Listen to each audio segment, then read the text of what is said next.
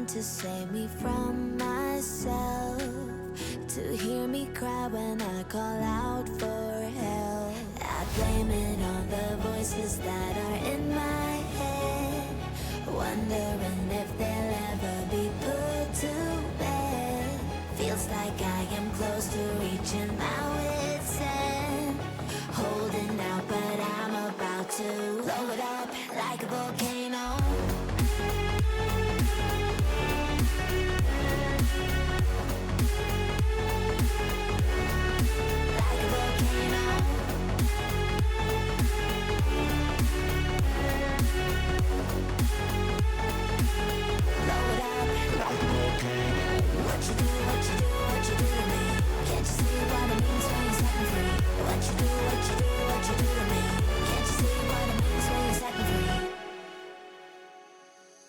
Another day to lose control. There's a fire in my bones. My sight gets blurry, pushing back the tears. Should take a leap of faith and face my fear. I blame it on the voices that are in my head, wondering if they'll ever be put to bed. Feels like I am close to reaching my wit's end, holding out, but I'm about to blow it up like a volcano.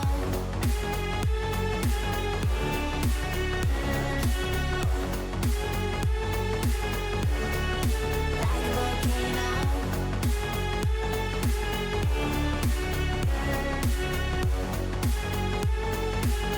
Blow it up like a volcano. What you do, what you do, what you do to me? Can't you see what it means when you're setting free? What you do, what you do, what you do to me? Can't you see what it means when you're setting free?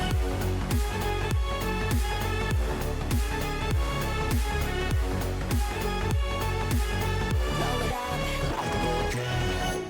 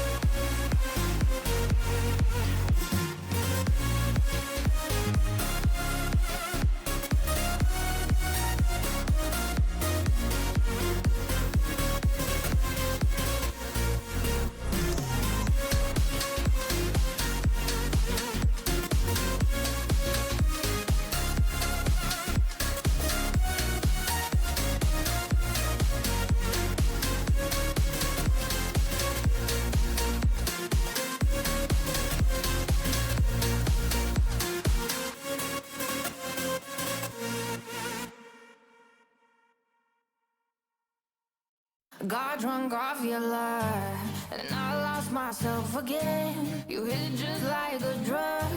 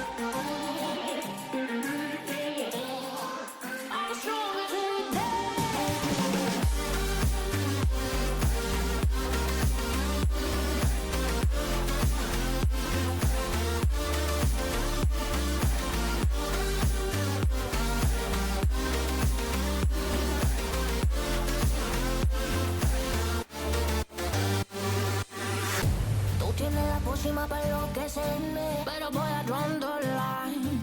Que yo ya sé que es de ti. I got to stay away, got to stay away. Sé que como un trofeo quieres tenerme, pero I don't need no one. Que yo ya sé que es de ti. I got to stay away, got to stay away. No, no, no, no, baby, no, no, no, no, no setbacks. No, no, no, no, baby, no, no, no, no, this time. You broke my heart once again. I won't buy the dust in return. I can't give it, I can't give it, I won't give in this time. You broke my heart once again. Well, you bad, but you bad it for me. I can't give in, I can't give in. I've already run with the wolves. Far from the light of the day. I can't go back to you, I'm stronger today. Been to the dark side, I don't know. So if you wanna shoot far away, I won't go back to you. I'm stronger, I'm stronger, I'm stronger today.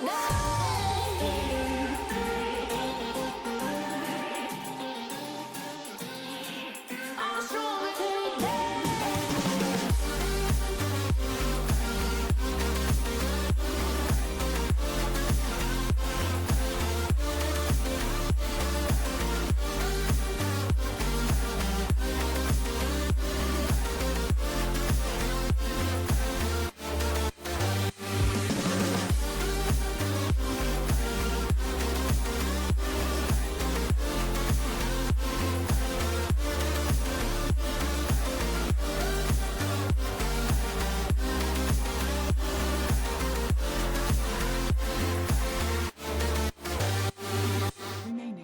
Alright, hello and welcome straight into the draft, NACE Star League. Always happy to be back here. This is going to be our last coverage of week number 3. We've got a fun one, Indiana versus RIT. Both of these teams got out to a slow start in this season, but through 2 weeks, we have RIT 1-1 in the series. We have Indiana 0-2. But, hello! Hi, welcome back to another NACE series. This is going to be the last one that we're doing this week, so I'm going to make it a good one. Always funny with the reschedules how they shake out to be weekend games sometimes and weekday games sometimes. It's definitely been a busy one for me so far, and as you can see, we're already into the draft. As did get the lobby going pretty quickly this time around. For a little bit of context on these teams, because actually I think I've done one of the RIT matches. I don't think I've done Indiana so far this season. So maybe just me going insane. I've been casting a lot of Dota the last week and a half, so I'm starting to go a little bit crazy. But what's one more series? Both of these teams so far this season have lost to USF. That's the one loss coming in from RIT was the first loss coming in for Indiana as well. Indiana lost to Georgia Tech last week, so getting those strong powerhouse teams out of the way early, unfortunately. Did lose 2 out of both of them for Indiana. And then RIT, the other series they've had so far was against Columbia. That was a forfeit win that they did collect. That was the week 1 around the Chinese New Year holiday. Scheduling kind of issues, if I remember correctly. And now into week number 3, Indiana. RIT gonna square off in a pretty important matchup for them. This is one that's going to kind of set the tone going forward. We talk a lot about it as this season, things are gonna ramp up quickly the next couple of weeks, because weeks 5 and 6, or 6 and 7, weeks 6 and 7 have twice the amount of games, so it's important to get off to a good start so that you're ready on the back half of the season to, really ramp up the pace. But it looks like we're gonna have to hop straight into the draft. Sorry about that. I'm running out of space on my desk. It's a little bit funny. It's like actually a nightmare having done a bunch of games this weekend that it gets cluttered so quickly. But it's alright. This is the last one, then we'll be able to reset and get it going for next time. Hello, if you're just tuning in, Indiana versus RIT. Gonna be an exciting matchup as we're halfway through the draft. It looks like Indiana going for pretty solid pickups. I do like the first pick, Pugnut. It's a hero that a was a little bit more prevalent a couple of weeks ago. Excuse me, but still able to provide that healing to your team. Pretty strong lane presence as well with the Nether Blast, so he's going to be able to amp some damage in. Inside the lane, secure the range creeps as well. So Indiana's still just waiting on their position 1. It's actually an interesting time for them to have taken the puck, take the mid laner, but they see that they're up against a Viper, most likely going to be in the mid, and puck, one of the heroes that can deal pretty well. You have the regen, but you do have the escape for any poison attacks that come through. You've got dodge potential in the phase shift, so a pretty nice hero pickup for them. RIT going back for the Slardar. And for them, Slardar Weaver, well, it's looking like a minus armor comp early on. Interested to see which of these heroes is going to be flexed to the support side, as wouldn't be too surprised to see, you know, potentially a Weaver support, and then they go ahead and pick up a carry last, or potential even for a Viper support pick this early phase into the draft, and go for a mid laner who can capitalize on the minus armor. So we'll have to see what direction they decide to go for RIT. Not the biggest fan of Viper support, especially with the Witch Doctor. Radiant team back. But it is one avenue that I can see them going down. So we'll have to see.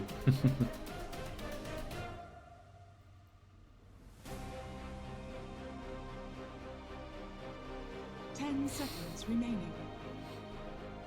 Making myself laugh a little bit. I can see myself out of the corner of my eye when look up at the screen, and I'm just noticing that I'm probably spending like the entire draft facing this direction.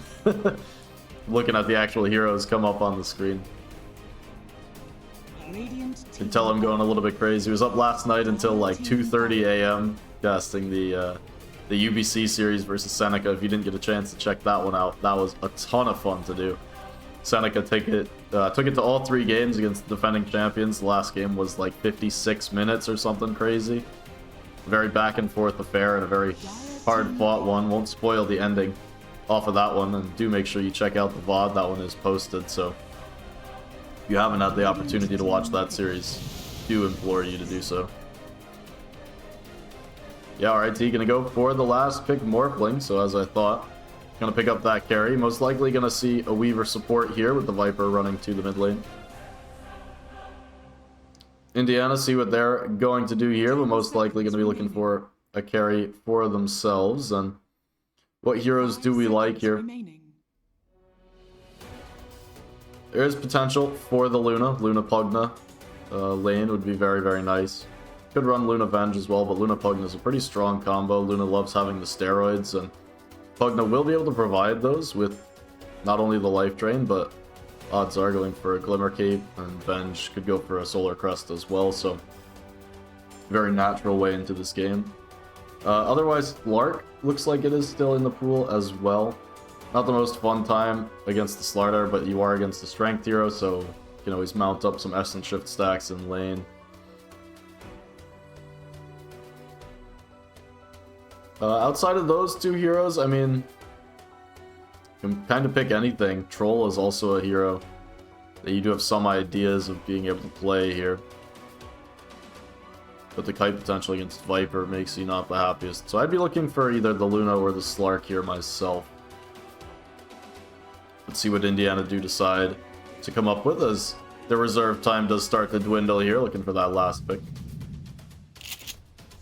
Oh, it's going to be a Sniper.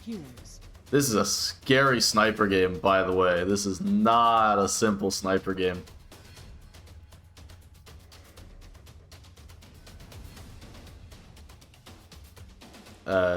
Yeah, I don't know. I mean, Sniper, like... Sniper's gonna have problems. Argent's gonna be able to get on top with the Morphling. I realize I'm saying player names, and you guys can't see them yet.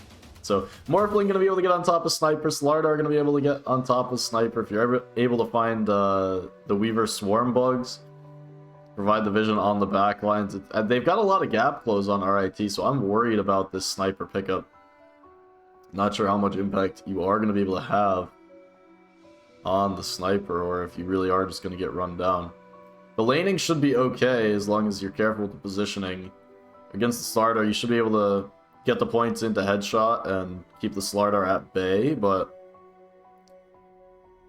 definitely not where my mind went straight away. So I think Altius taking the sniper to the safe lane, he's gonna have to prove to us that that he knows what he's doing, drafting this hero for himself.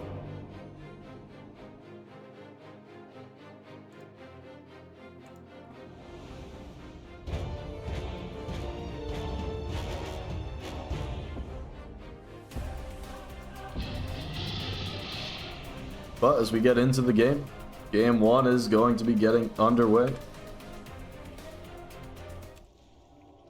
Prepare for Go ahead and toss it over to the game. Yeah, it looks like the Wraith Band build-up. Wraith Band's also getting slightly nerfed with the patch just the other day. Still, I like the rest of Indiana's draft. I mean, aside from the sniper, it feels a little bit spooky to me. The rest of the draft is pretty well-rounded. But RIT similarly kind of have, you know, the one hole in the draft that I'm looking at. I mean, Weaver support, we don't see it that often, but it's not not as if this has never been played. And the Viper feels a little bit iffy to me. They did pick this early phase, and they were just looking to get something stable, I suppose, was the idea. Единственный, кто может меня победить, это я сам. Interesting. Dire Word is scouting out Altius, and if he moves too far forwards towards the safe lane, could get caught out here, but looks like he'll head the other way. Just hanging around.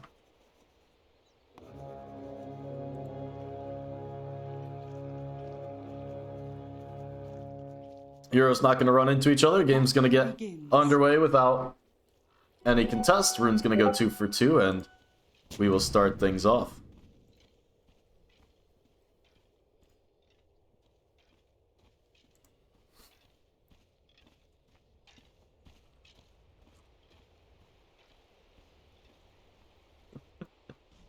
Sorry about that. Jumped away from the heroes for some reason, but witnessed the end of the mid lane block, and it looks like it's actually Abe able to win that one a little bit. Abe is it's a new name for me. Not too sure if we've seen Abe Lab playing for RIT before or what the context is there. Could just be misremembering as well. It's one of those things where my experience with casting so many games solo is that in order to do the observing and the casting play-by-play and analysis, I have a pretty awful short-term memory when it comes to players and player names and their stories, just because there's so many things to keep track of. Это я сам.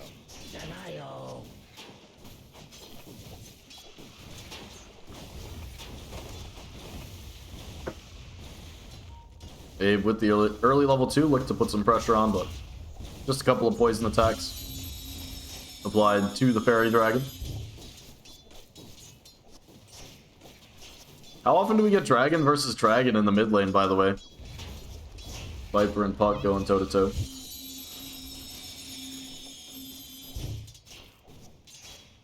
Good job for Abe early on in this lane.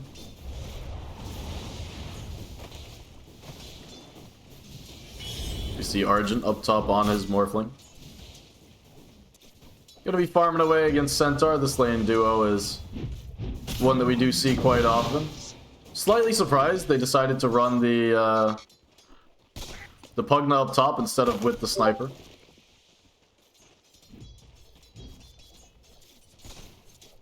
But so far, Altius 6 denies, by the way, down in this bot lane. So said that sniper may have some issues,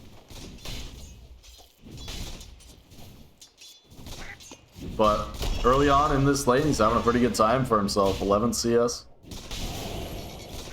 Even going to be able to get some extra headshots out onto Chairman Meow. Thought about running forward for Kaizen. N1 instead underneath the tower. Gonna just barely find the first blood before going down. Altius does trade him out, but the first blood going to be grabbed by RIT. Welcome sight into this game. Still, Indiana not going to be too unhappy with how that trade ended out, because with Chairman Meow so low, Altius is going to continue to just dominate this lane. with the extra points in the headshot as well. 3-minute Lotuses. Looks like both gonna go RIT's way. Oh, the Courier as well. Warrior has been killed. And one gonna snatch that one. Full earn on the Weaver already as well. A golden thread. Even snatches the 3-minute bounty rune. So N1 providing a lot of value. Well, up top, the Doctor will go down as the hard camp pull does come through for Indiana. Anyway, just to talk about N1, prevented the bottle refill coming through for Ada as well on the puck. So lots of value coming through from this Weaver position 4.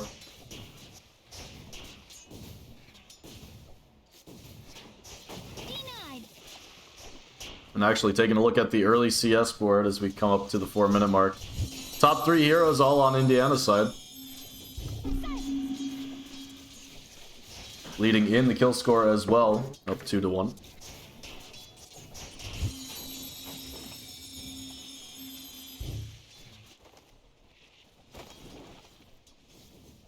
So I think the early game advantage definitely going to go Indiana's way, considering how this bot lane has ended up. This Chairman Meow really struggling down here, and for good reason. Sniper with the headshot, 2 points headshot, 2 points take aim, is just able to bully the Slardar back. And guys, I'm doing a good job of making the wall, using the magic missile to make sure that Slardar can't approach, can't trade out.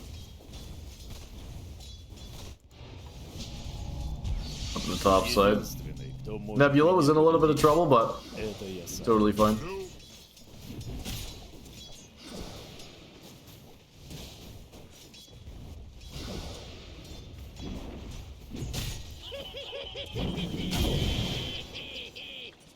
Argent finding some okay farm, but definitely being overshadowed by Altius. Altius, so much CS, by the way. To go with the 9 denies, 28 last hits. Very, very happy on the Sniper. So I was saying Sniper might have a hard game this time, but he's able to come out super rich from the laning stage. Some of those worries that I was having. Maybe not so true. Pick this hero for the laning presence that it can provide. So up top, ooh, the dive was on. Argent found the kill with the waveform. Let me say today, not just this cast, but my earlier one as well, has not been the best day for watching all the kills, which, you know, sometimes it happens. Been having pretty good days recently in terms of making sure to catch them also. Today just gonna go counter to that, I suppose. Oh, the coconut 3 bounces onto the centaur. Argent waveform is underneath the tower, and Blay gonna turn around. Oh, just finds the kill, the nether blast and the double edge. Enough magic damage to pump over the top. Argent goes down before the trade kill does come through. Ikari now getting run down a little bit as well. The Decrep with another blast over the top. Nebula gonna chase down this pesky Witch Doctor. Back to the well he goes. So look how sad Slardar is, having to farm up the hard camp, but can't even approach the wave. Underneath the vision as well, so gonna get his obs dewarded.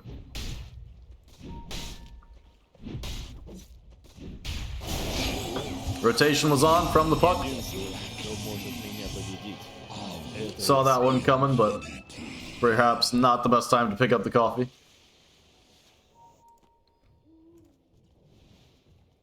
Wisdom Rune, well, he was looking for it on N1, but it had already been picked up by Nebula. Made the run back, and now that he's back in the lane, well, looks like he might just find a kill. Ikari trying to run away, has the salve, but the Nether Blast going to come through. Still will be traded out, Argent. Able to find him this time. 6-4 here, as we are just past the 7.5 minute mark into the game. But it's absolutely a sniper show so far here, and Argent waveform forward looking for Delay. The blood grenade going to be dumped out as well, but the Stampede is available. Not going to be needed. Meanwhile, through the Twin Gate, Kaizen making the rotation underneath the Dire Watcher. So not going to be able to escape these trees without revealing his position. And now going to walk into the vision.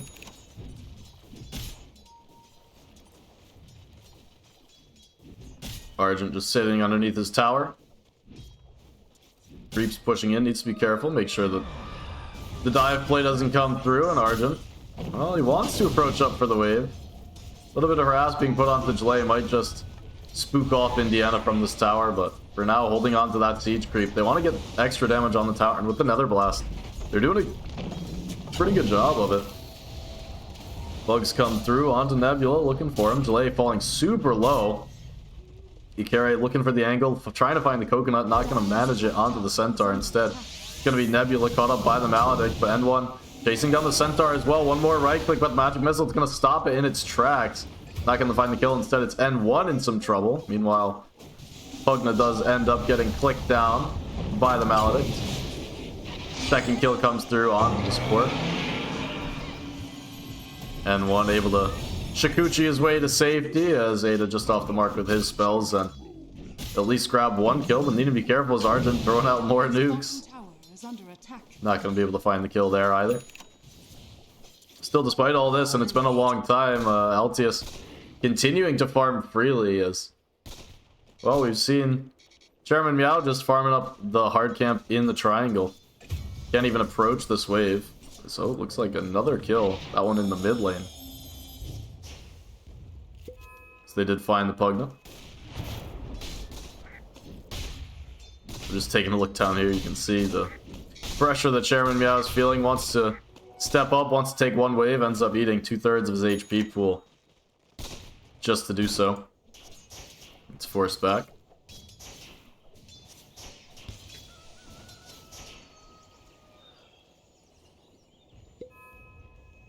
Dire's middle tower 10-minute rune, gonna be an illusion rune. Spawns up for Ada. Making his way down towards the bot lane as the Dream Coil. Well, it's gonna be back up in 4 seconds. Dire's bottom tower is under attack. Turning around, N1 up on the high ground. Thinking about it, but not gonna go anywhere. Instead, maybe thinking about setting up a play onto the sniper here. You carry from the backlines, has the Death Ward available. He's able to find Maledict into Death Ward combo. Would be able to take down the sniper, instead runs into the Vengeful Spirit. Threat of that Magic Missile gonna stop the aggression.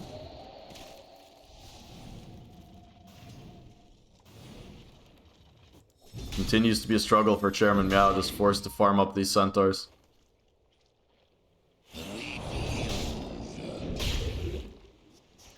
Taking a look back to Abe, see where he's going. Looks like it will be the Mage Slayer. So despite the nerfs, looks like the Viper wants to reduce the magic damage coming through. Down bottom, Doctor, well, trying to find him. Will just have his freebie. But maybe not so free as Altius with the Mask of Madness, able to find the range. Trade out the Witch Doctor. Up top, Argent. Well, he was hoping that with Centaur taking his tower, he'd be able to hit some lane creeps, but gonna be forced back. He's going for the early phylactery. So he'll be looking to have Wakanda in his back pocket.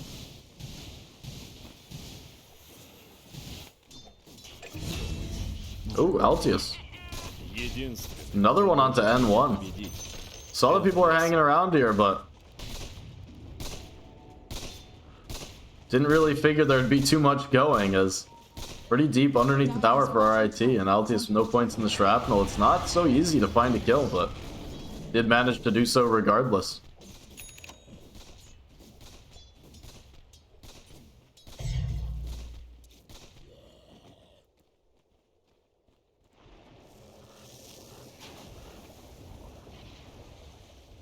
Jlay did make his way towards the mid lane and wrapping around, no blink, but does have phase boots available, and looks like they want to set up onto this mid tier 1 tower. Nebula is here to provide the Nether Blasts. Start to set up with Jlay on the far side.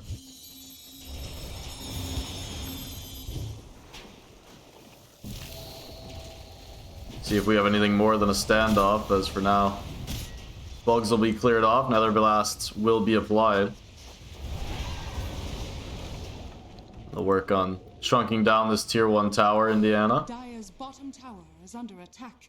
It'll be a little bit slow, but trying to get away with relatively no risk. The Viper Strike going to be dropped onto the Pugna, and we'll delay it even further. But we do have 8 heroes hanging around in the mid lane for the time being.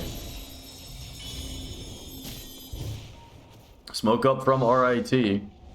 See the pings coming through down towards Altius in the bot lane. This would be a huge pickoff if they're able to find it.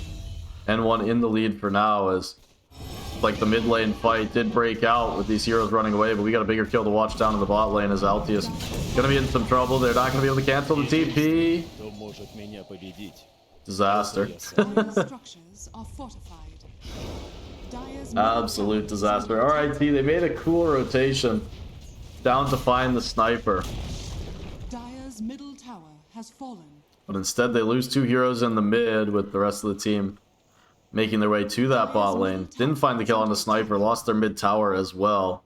All of a sudden a 4,000 gold lead for Indiana, as they are absolutely taking over this game. Radiant structures are And one with the fortified. Shikuchi, gonna get himself out of Radiant's dodge. bottom tower is under attack. Radiant's Takes down the turret courier. has That's a been nice one to find. The Witchblade for Puck gonna be delayed, as the courier gonna have to wait to respawn. Radiant's middle tower is under attack.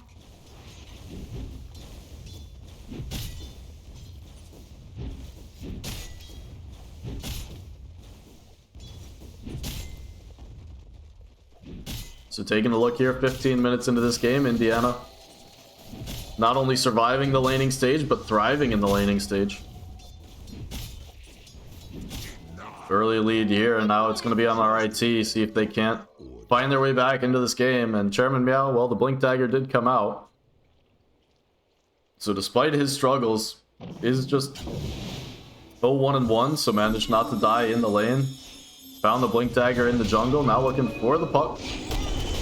Dream Coil actually going to be whiffed there, and Ada in significant trouble. Going to pop the DD rune, try and find the bottle charges, the pig pull as well. Trying to keep himself alive, but Chairman Meow trying to run him down. Not going to find it just yet. The amplify damage gives the vision underneath the tower, but the phase shift keeping Ada healthy.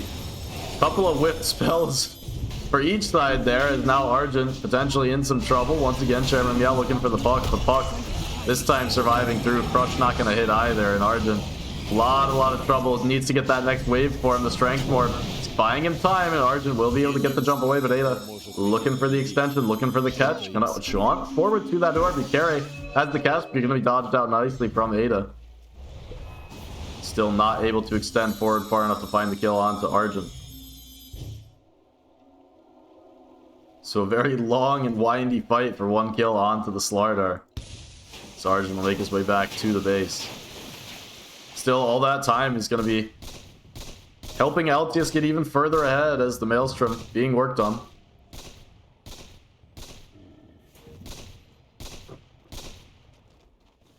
He'll have it soon as well, and Is under attack.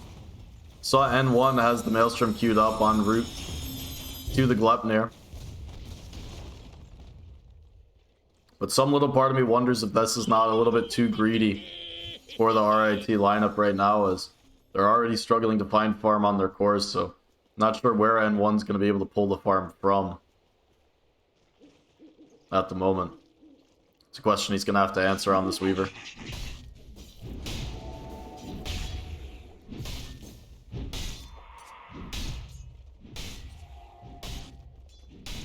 It's not super easy to get active on RIT. Sure, you've got the Blink Dagger on Slardar, but it's not really a good hero he wants to pair up with right now. Viper's still looking to find farm in the jungle. Radiant's Mage Slayer ready, under but attack. wants another item or two. Not the most mobile on the Viper either. And I guess you just need to team up with Decare, use the Death Ward. Voodoo Switcheroo online for the Doctor as well. Tower is under attack. But for now, RIT not doing it, and instead it's going to be Indiana looking to make a play. 4-man smoke out of the mid lane. Puck with the Witchblade completed. Now the Courier's back alive, looking for the kills, and gonna run headlong into the supports from RIT. First one gonna be grabbed, and N1 snaps the coil as well. The time lapse gonna get him back up to full, but puts him right into Sniper's lap. Единственный, кто может меня победить.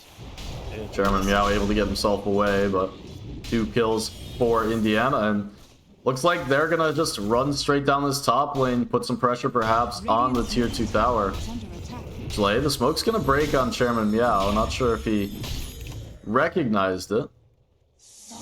Radiant's bottom It seems like he didn't, maybe thinking that the duration ran out because that was the same smoke all the way from mid. TP in from Yukari, Jlay with the blink. He's looking for the initiation angle. Chooses not to go on the Witch Doctor. Would have clicked on him and realized that the Voodoo Switcheroo is available, so not an easy initiation to find onto the Doctor. Now the crush is going to be dropped onto Altius on the backside. But the heal's coming through. On the front, Jlay actually jumps in underneath the tower, broken up by the Viper, so he'll trade himself out underneath the tower, and Altius able to get up to the high ground. Now going to turn around and start to pump in. The right click, Argent hops on top of him, but needs to just get himself the hell out of there. Turns into the puck and orbs away.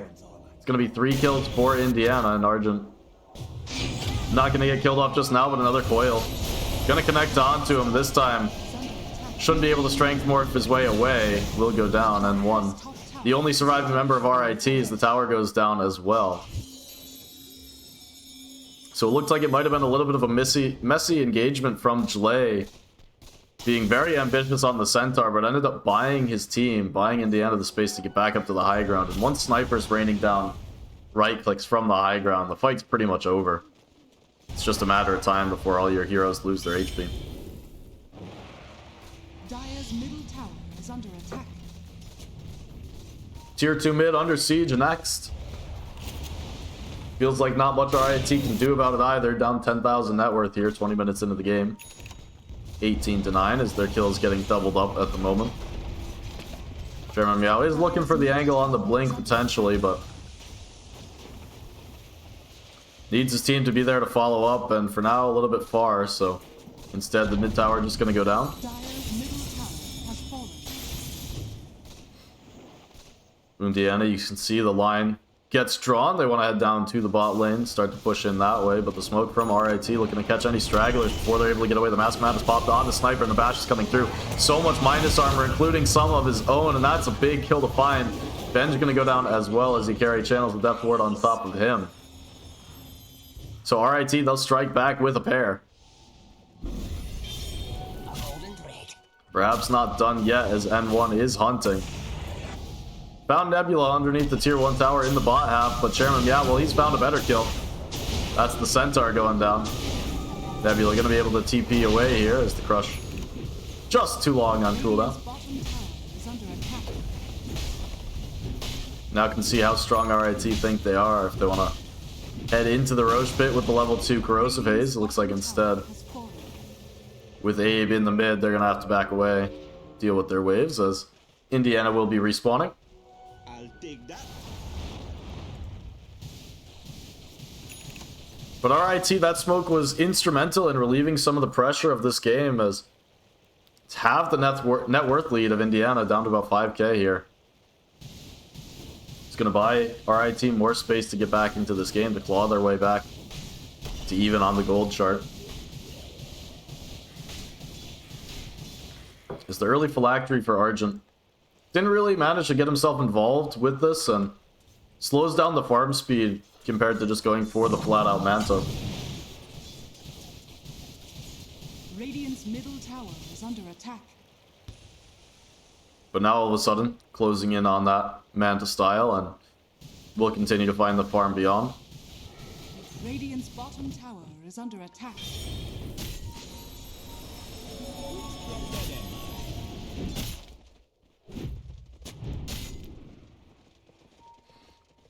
Looks like we've got a Vlad's complete onto Kaizen.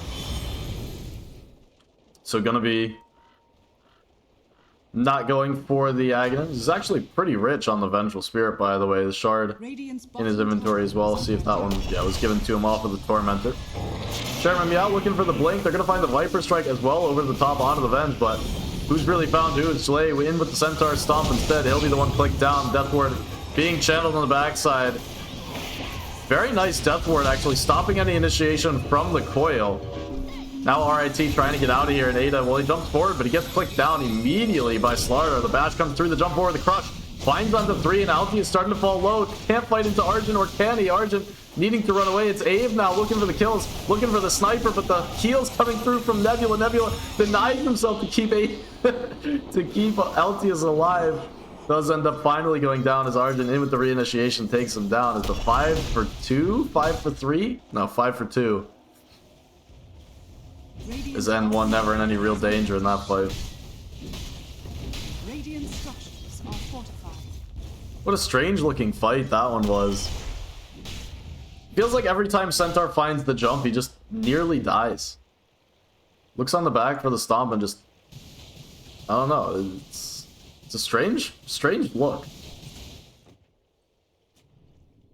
Radiant's bottom tower. I will say something that I highlighted during that fight as well, but deserves reiterating, is that was a very nice Death Ward being dropped down. The coil came through onto 4 heroes, but Indiana knew they couldn't chase forward. They couldn't engage into a pre-channeled Death Ward unless they could find the stun over the top, and Puck not having the silence in the kit to work with. Just got himself in trouble. Ooh, N1. Cancelled out the Shikuchi. Gonna get himself in some trouble here with Chairman Meow. Blink is there to at least trade out. So gonna go 1 for 1, support for support. This will come in handy. 2 Mage Slayers picked up on RIT. Slardar with one of his own. An Argent Manta style completed, gonna be headed towards that Conda. We can definitely hit the point in this game, talked about during the draft, where Sniper will feel pretty pressured by so many heroes having the opportunity to jump on top of him. We'll have the steroid in the Pugna's life drain. But gonna be a scary timing for the Sniper once this next round of items comes through for RIT.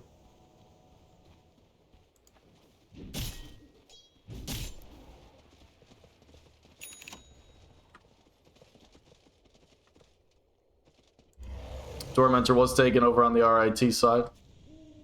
Shard going over to the Viper. Not one that we see too often and not the happiest to get from the Tormentor, but 1400 gold is 1400 gold. So we can see N1 with the completed Gleipnir playing around this top half.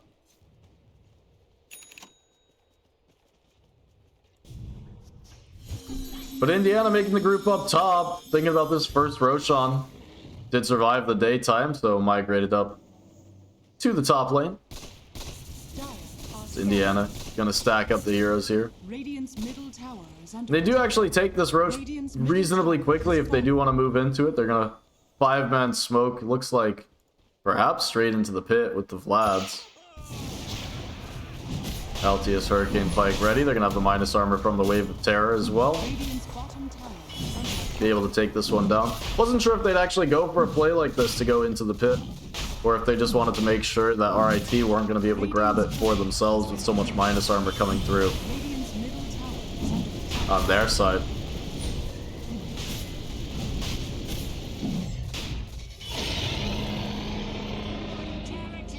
LT is going to pick up the Aegis and going to make the Sniper feel a whole lot more comfortable in these upcoming engagements, as we've seen that he can fight back if he gets jumped on, but he's ended up falling super low the last couple of fights from that initial jump. Well, now has the Hurricane Pike, has the Aegis, so you got to bring him down twice. Still, N1's going to run straight into him, find the Sniper, and instead they're going to blow up Delay on the front. Got the Stampede off, but Sniper underneath the tier 1 tower still a little bit far from his team. Kai's going to use the swap to try and get him out of there, and Altius now forces his way underneath the tier 2. This is still the Sniper with Aegis, so got to be careful to dive too far, but doing a great job, RIT, prioritizing the rest of the team before going for Altius. Now, the bash coming through, Chairman Meow, the only one on top of the Sniper, needs some help from his teammates, but Altius will eventually be going down the one. Ada, 3 hits, but no bash for Chairman Meow, as it's primed and ready for Altius. Not going to catch up to him, but does go down regardless, and another huge fight for RIT there, taking 4 for 0, including the Aegis. As mode ignore the sniper is not one that generally works out for you, but with that Aegis in hand, RIT were just able to kill off all the team, and you kill off the Venge, you kill off the Pugna, the steroids are just gone for the sniper, so just... I mean, he was still able to do a decent amount of damage on the backside, but it's a little too late at that point. And one aggressively farming, trying to scout out for his team here. Goes forward with the Gleb. They're going to find it onto one, but the two-man crush is even bigger.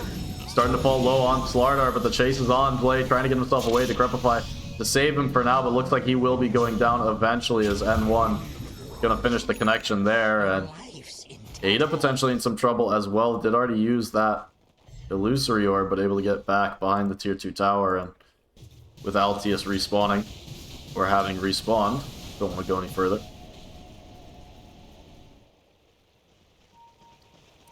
Conda completed for Argent.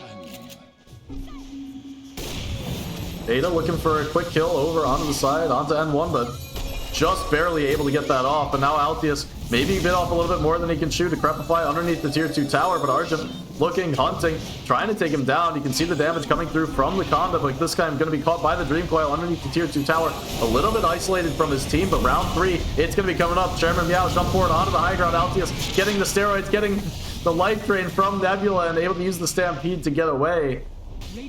But it's so many resources just to get them back to the fountain, as RIT still healthy, going to take down this tier 2 tower in the mid. Radiant's middle tower has fallen. Looks like they will have to back themselves away this time, RIT.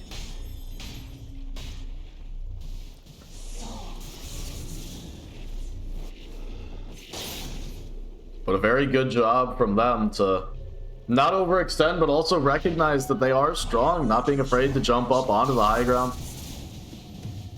And some phenomenal crushes have been coming out from Chairman Meow this game. He really struggled in lane, and would have been easy to just kind of roll over and play like a Slardar who would never really amount to much this game. Instead, climbed up to 3rd place on the net worth chart, above the Puck, right, almost same net worth as the Sniper. He's had so much impact on this game.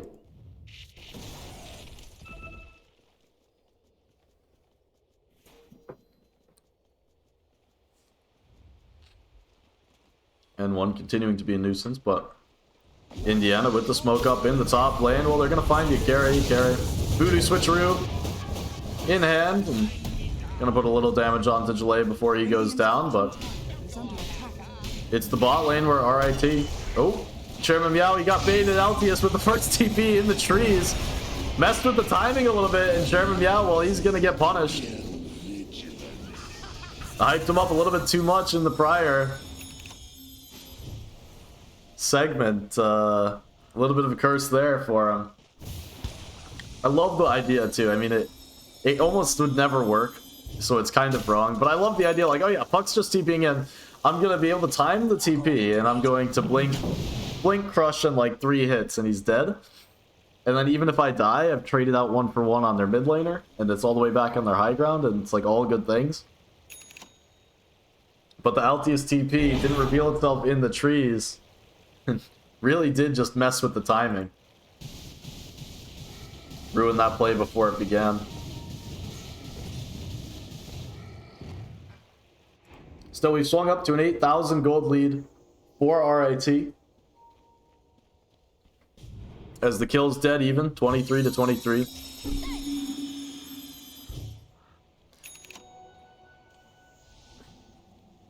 Aghanim Scepter, Revenant's Brooch, the build-up for the Puck.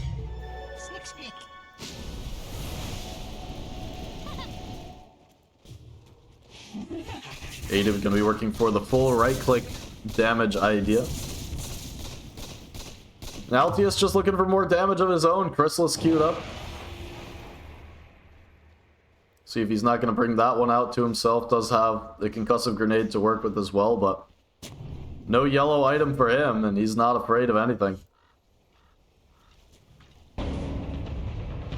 Smoke up for RIT. Going to be Abe in the lead for now. Looks like they'll swap that out, so Chairman Meow does get to go first, looking for that Blink Crush. But Indiana wise to the smoke and back up on the high ground, make sure they don't get caught out of position.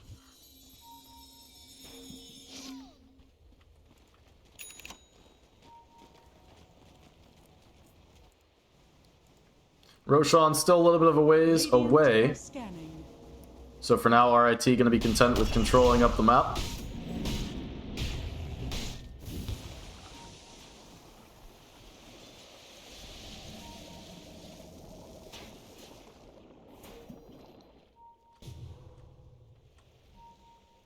Abe going for a Charisma on the Viper. Super interesting. Is a universal hero, so does benefit from the N1. Snaps the coil. Looks like the chase not going to be on. Instead, Indiana going to collect themselves up back on the high ground.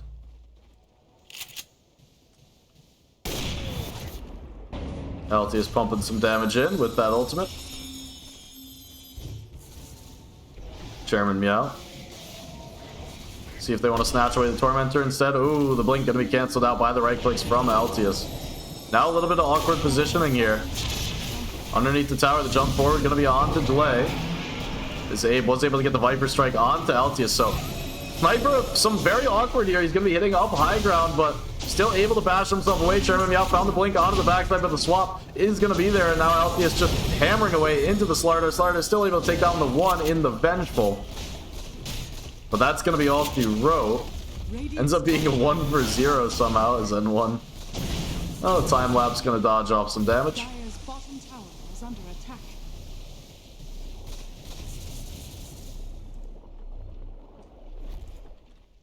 The Witch Doctor actually providing a ton of healing, by the way. Viper, no natural heal, or no like lifesteal, spell lifesteal, whatever. Just the Vlads and the Witch Doctor heal, but we saw how low Viper did get in that fight, and Abe back up to nearly full HP as RIT do retreat up to the top Roche pit. Roche will be spawning in about a minute. See if they don't hang around here. Wait that one out. It's a Lotus Orb completed for N1 and working on the Aghanim Scepter. So once he went the Maelstrom, now we'll go back for the support items. Always got to be a team player.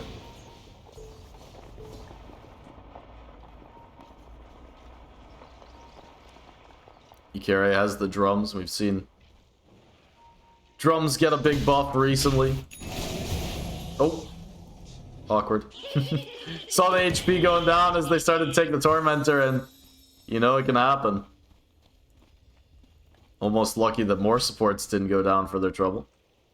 Roshan in 9 seconds, and RIT poking in, poking out, poking in. Don't tell me they walk away from it with it spawning in 3 seconds. 1 second, and 1. Don't leave the pit, don't leave the pit. Oh, he left the pit! No, not like this. You carry, stick your toe back in there. No. No. Why is it gotta be like that? Looking for the angle, but not gonna find anything for now. See the pings coming through up on the high ground, but now they're gonna go back for it, and this time they will find the Roshan alive and ready for the taking.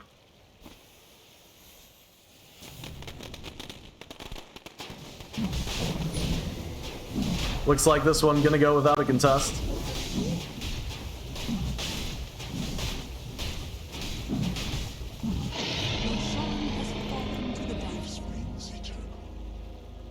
Aegis in Argent's hands. Cheese. Left in the pit, but going to be taken by Abe. Has a greater healing Lotus as well. Or a great healing Lotus.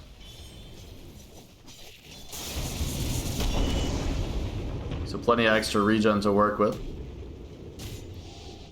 Ooh, and Sniper found the Ancient Guardian. This might actually be an impactful item considering where RIT are moving towards. Dire's middle tower. 100 damage on Sniper from his tier 4s is a pretty scary thing to push into, but RIT so far undeterred. Gonna use the glyph as well. Keep the creeps alive as they move up to the high ground. Argent gonna get the Lotus on top of him as well to force out a glyph, and Sniper so far not able to hit into them. Let's see if RIT do want to go for more as next wave comes up. The creeps die super fast, but Argent will walk back up to the high ground. Careful, buddy. Yeah, that's what the Sniper with Ancient Guardian will do to you.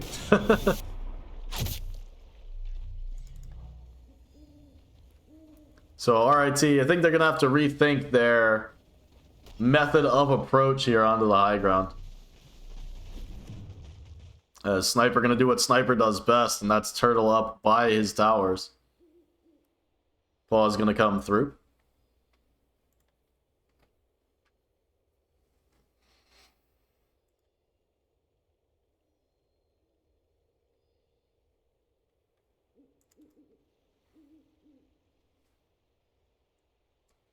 Argent going to be going for a butterfly next, and I do like this pickup. Oh, pause. Kind of rude. But I do like the butterfly pickup coming through for the Morphling. Sniper. No real ideas for an MKB, and the evasion is going to be pretty annoying for him to deal with until the fix does come through. But RIT looks like they'll settle for clearing out some of these waves. N1 aiming to cut the bot side as well, or thought he was. Instead, he'll TP back and clear out the creeps that way. Aghanim Scepter going to be completed off of the next wave.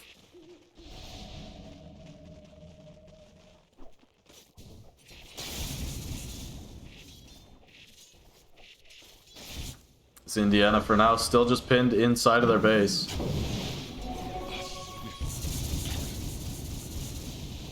Tier of 4 items getting picked up on the RIT side.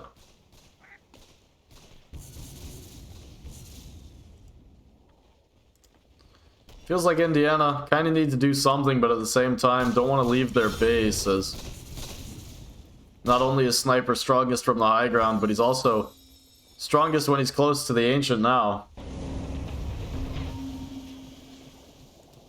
Ada playing around the top half, and RIT responding to make it there, but not quite quickly enough.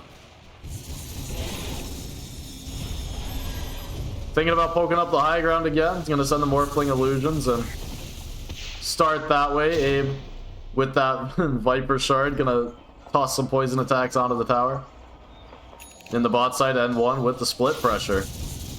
Maybe gonna give them the window to go for it in the top lane. It's the jump forward, Chairman Meow with the BKB. They're gonna find the Vengeful Spirit. Looks like he might have been swapped in, but just finds a kill instead. So no Venge for 40. Is Abe from the low ground just going to take down the tower with the poison attacks. Altius pops the Mask of Madness, but no go comes through from RIT. So for now, they're going to chill. The ward dropped on the high ground. No sentry available right now for Indiana. So Altius, the pressure from the high ground, but the jump forward, it's going to be on everyone but the Sniper. Two-man crush to start things off. Chairman Meow looking for delay with the Stampede. Going to get away. Ada, though, crushed out. Bashed up in the front and going to be taken down by the Death Ward. Oh, snaps the coil. A little bit of a mistake there from Yakare. He does get himself in some danger, and the buyback did come through from Ada, so now looking for more as the rack did go down. Ada able to get himself back to the fountain for now. Morphling, well, caught out, taking a lot of damage, not able to get the strength shift off as Centaur does go down, but they'll trade out the Aegis for it in Argent. Well, with the waveform away, do they really have any more? And looks like the answer is going to be no. Abe deciding to stay on the high ground, not so easy for him to get away here. Altius instead going to turn his attention over towards the Slardar, and Slardar this time certainly will be going down. Chairman Meow in the grave, and that's a big source of their initiation, so RIT gonna have to leave it here. It's the chase coming forward, looking for more. Ada gonna be caught up by the Gleipnir. Phase shift, trying to keep himself alive, wasn't able to dodge off the damage coming through from the Conda. But Abe with the turnaround, gonna turn himself around into death. Yakare, no death word to look for.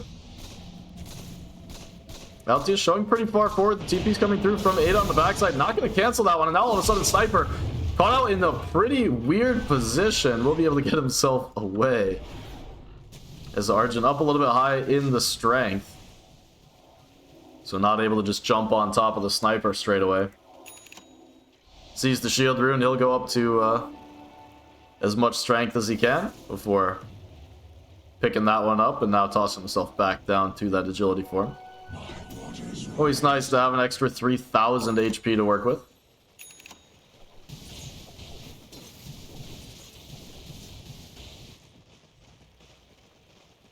Two heroes dead for Indiana, but... excuse me, 2 heroes dead for RIT, but Indiana still going to struggle to get anything from it. They're going to head up towards the high ground and use the shrapnel to bash away at the tier 3 tower, but immediately going to be forced to TP back on the snipers. Argent getting close to the base. RIT team was respawning, so not a place that snipers at all interested in fighting in from the low ground outside of the enemy base.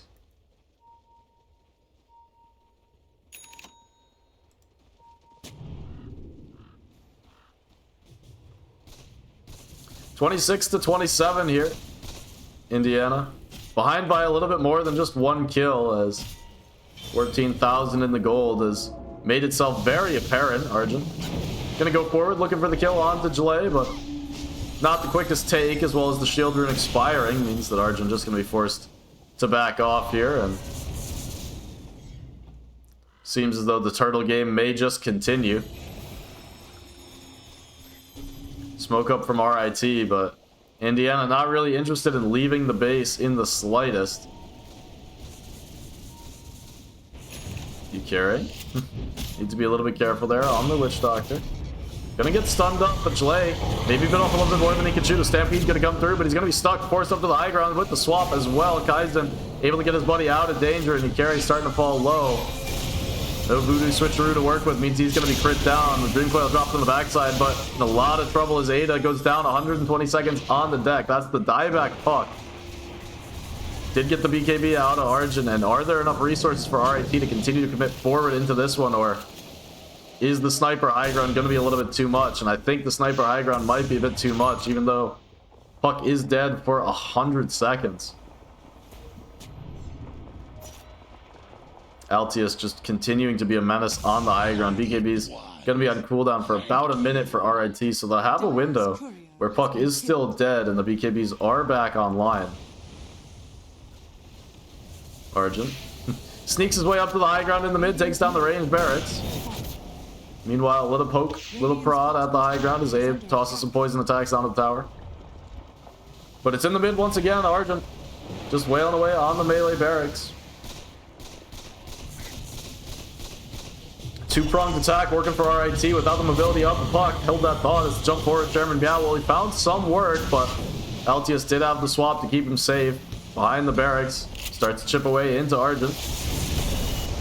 But once again, the poke down bottom. This time the tier 3 tower going to go down to the poison. Tick damage Abe was able to provide.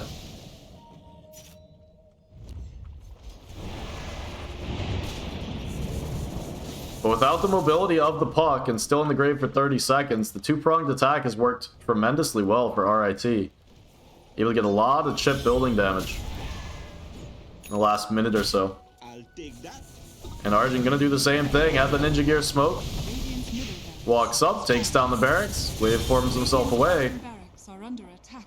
With the team a little bit distracted in the mid, Abe, well, he thought about going up the high ground, but creeps died a little too fast, so gonna just keep himself away. 6,000 gold in the bank for the Viper. Thinking about going for the BKB. For now, just saving up the buyback. Ooh, N1 with the Hex now completed on top of the Aghanim Scepter.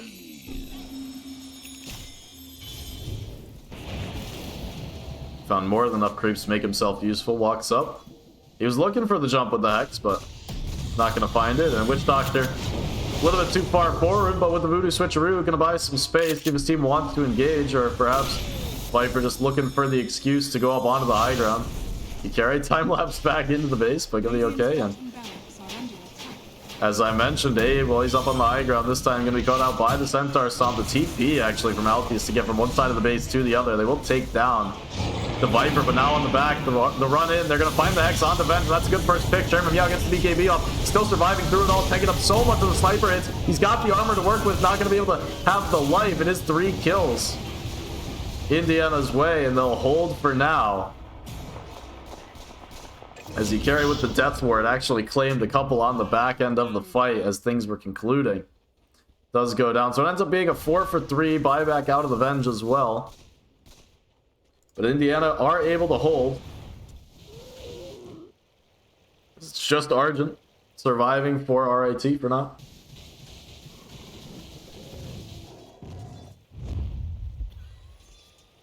Sniper is snuck up to the top net worth in the game. Level 26 as well. Radiant's bottom Oh, Argent down bottom. Continuing to use the ninja gear, continuing to do the same thing, and he'll just claim the mega creeps. Glyph was available, but Indiana recognizing that.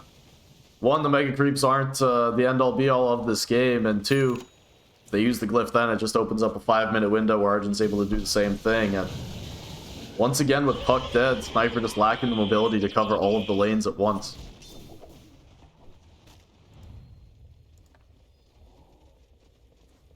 But there it is, Rapier picked up on the Sniper.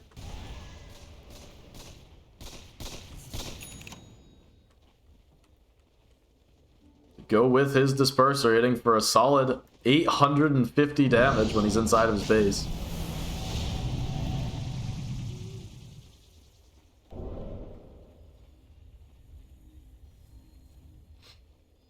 But not able to leave. As Roshan has respawned once again, this time an Aghanim Scepter, waiting in the wings. Bug's gonna be applied. Rest of the team should be coming up here, but for now, not gonna do so. Sergeant says, well, I don't need anyone else on my team to come here. I'm just gonna take it down myself. I got plenty of crit damage.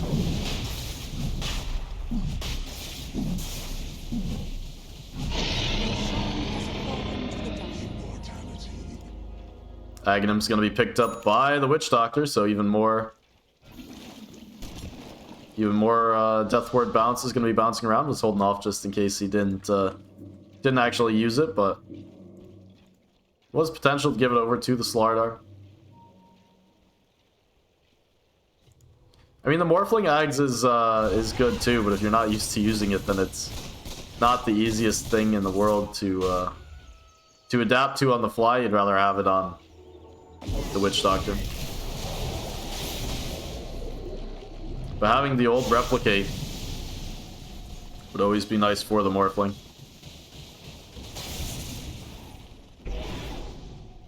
Still, the old Replicate kind of an icon of a bygone era of Dota when split pushing was a lot more potent, and I don't know, it was a lot more difficult to get lane to lane back in the day when Replicate was really strong. So you could use it as escape, sure, but you could use it as a way to get, for example, from top to bottom, apply map pressure.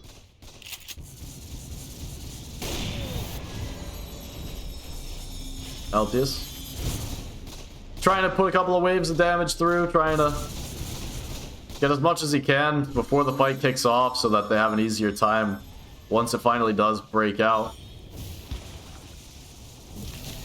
Look at this build up. They're gonna have a Blade Mail pickup on Viper. Wouldn't be too surprised to see, yeah, Blade Mail picked up on Slardar as well.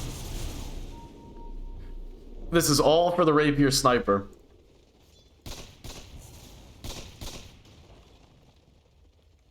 Sniper does have 2400 HP, but absolutely hates to reflect any damage back onto himself, as hits for way too much damage. Jump forward, Chairman Meow gonna find him, 2-man crush. The swap gonna come through onto Altius immediately, but just needs to run back to the fountain with that Disperser. Chairman Meow now in a little bit deep, but gonna find the crush onto Ada. The Hex comes through as well, but Ada able to use that Stampede to get to the backside, and now Altius, the damage is coming through. 3 kills for him, making a 4th kill for him. Is he gonna find the 5th onto Argent? Argent will at least find 1 kill onto the Centaur, but starting to fall low. That's gonna be the Aegis drop down. Does have a waveform to work with as the BKB as well, but gonna get silenced up. BKB waveform down to the low ground with the force forward from Alkius, looking for the damage of the swap. It's not gonna be in range there.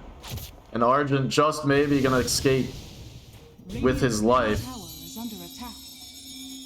Still looking for him. Ada not gonna jump forward to that Illu orb, and Argent will get away. Altius had to stay behind in the base to clear out the mega creeps coming in, but it's gonna be 4 kills for him. There's 18,000 damage in that fight being done by the sniper and none by anyone else. Ping's gonna come through to go up to the high ground. No buybacks on the Slarder, no buyback on the Weaver as well. Tower is under attack. It's just a little bit too deep on that first initiation, the Stampede and the Swap. Getting the Indiana team out of dodge.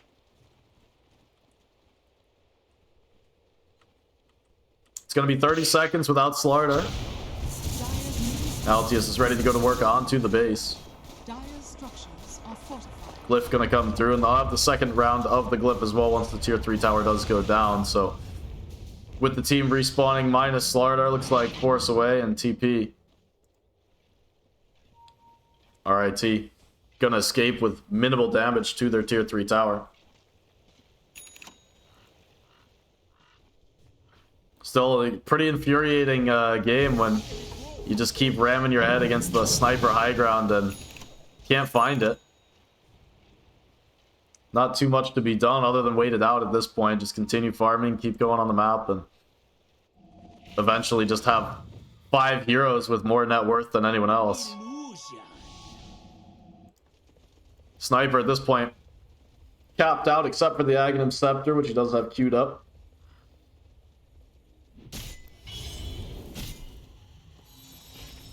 There's still a lot of room to grow on most of these RIT heroes, save perhaps for Argent. Looking for the puck, but gonna be able to have the blink out on Ada. Oh, the silence comes through. Argent.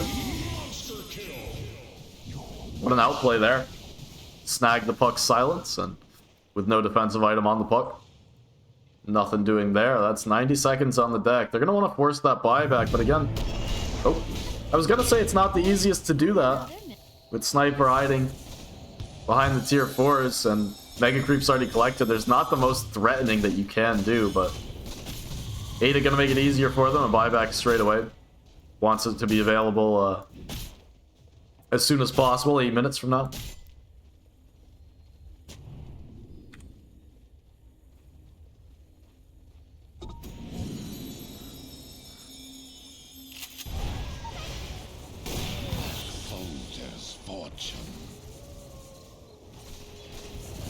Altius just continuing to toss out as many ults as he can.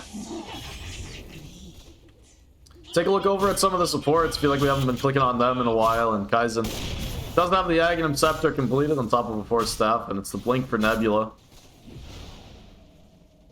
Lotus Orb picked up in his inventory as well, so the Ags for Kaizen going to be a pretty big deal here, as we'll be able to find the swap even if he is the target of that initial jump. And having 2 heroes that have the save, hold that thought, N1 is being a little bit of a psychopath. No, having 2 heroes that have the save and the swap and the Stampede makes it very hard for RIT to find that first jump, where if you jump one, the other is going to be able to do something about it. N1's hunting. N1 is looking for an opportunity to come out of these trees with the Hex.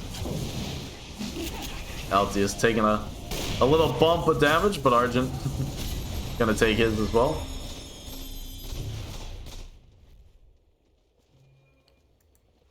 And one, I can't tell if he's waiting to go on the sniper, if he's looking for someone else. Maybe the Pugna could be a good choice. Puck would probably be the dream. Puck's been playing up on this top half.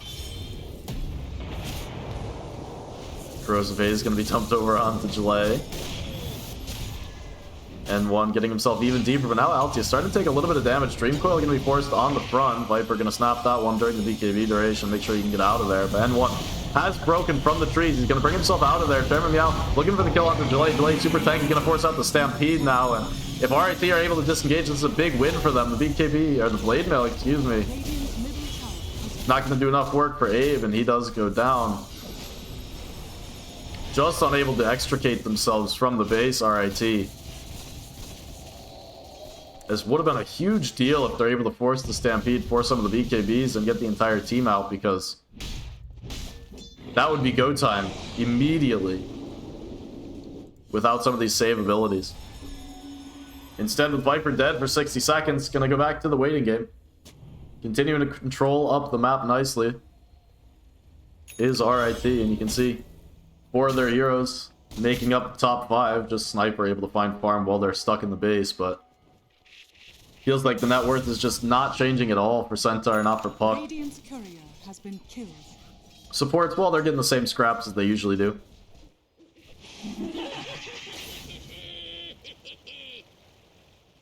Meanwhile, N1 becoming absolutely rich. Even the Witch Doctor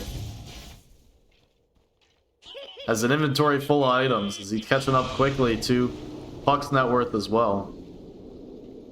Gonna see a fast Roach spawn. Gonna spawn up in 30 seconds. Will be during the nighttime if they want another Aghanim Scepter. Do still have heroes they could toss the freebie over onto. Slardar included, so most likely going to take this as soon as it spawns. If they did really want to get the refresher, they could wait for it to go to daytime. But that's 60 minutes, and you want to use your time at the 60-minute mark to make sure you're getting the tier 5 items first.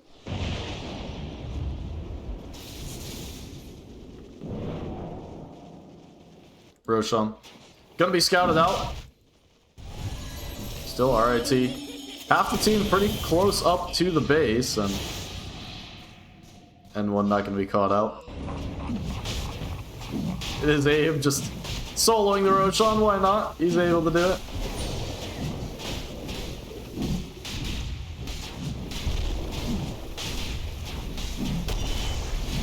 Inching ever closer to that become universal talent on the Viper. Aghanim Scepter. Gonna be picked up by the Slardar.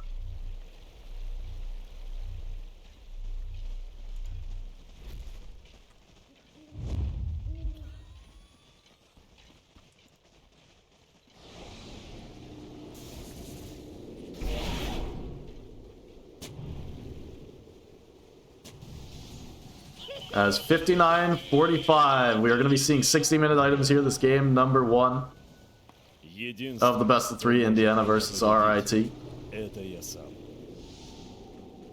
Need to get into position here. Just make sure that no neutral items can be claimed from Indiana. We see Ada trying to get position, get into the camp. See if he can't find some here as Argent with the smoke. There you go. The Midas going to find one for the Puck. Ada's starting to fall a little bit low. Silence going to be off the mark this time. The Blue Orb. Argent jaunt forward too, but Ada able to find the blink out.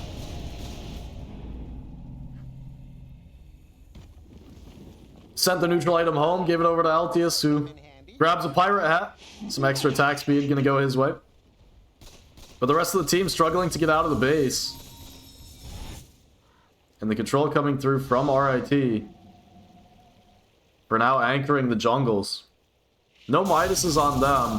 One of the biggest plays that I would say cores should be thinking about and need to make is, you know, go ahead and buy a Midas coming up into the 60 minutes. Even you can buy the Midas a couple of minutes early if you have the extra gold floating around. Make sure you have both charges. And find those neutral items. But it looks like some impactful ones coming out. The Mirror Shield picked up on the Morphling that can reflect the Sniper ult, so chip damage going to be applied back. And the Conda in Morphling's hand as well means that hits pretty hard.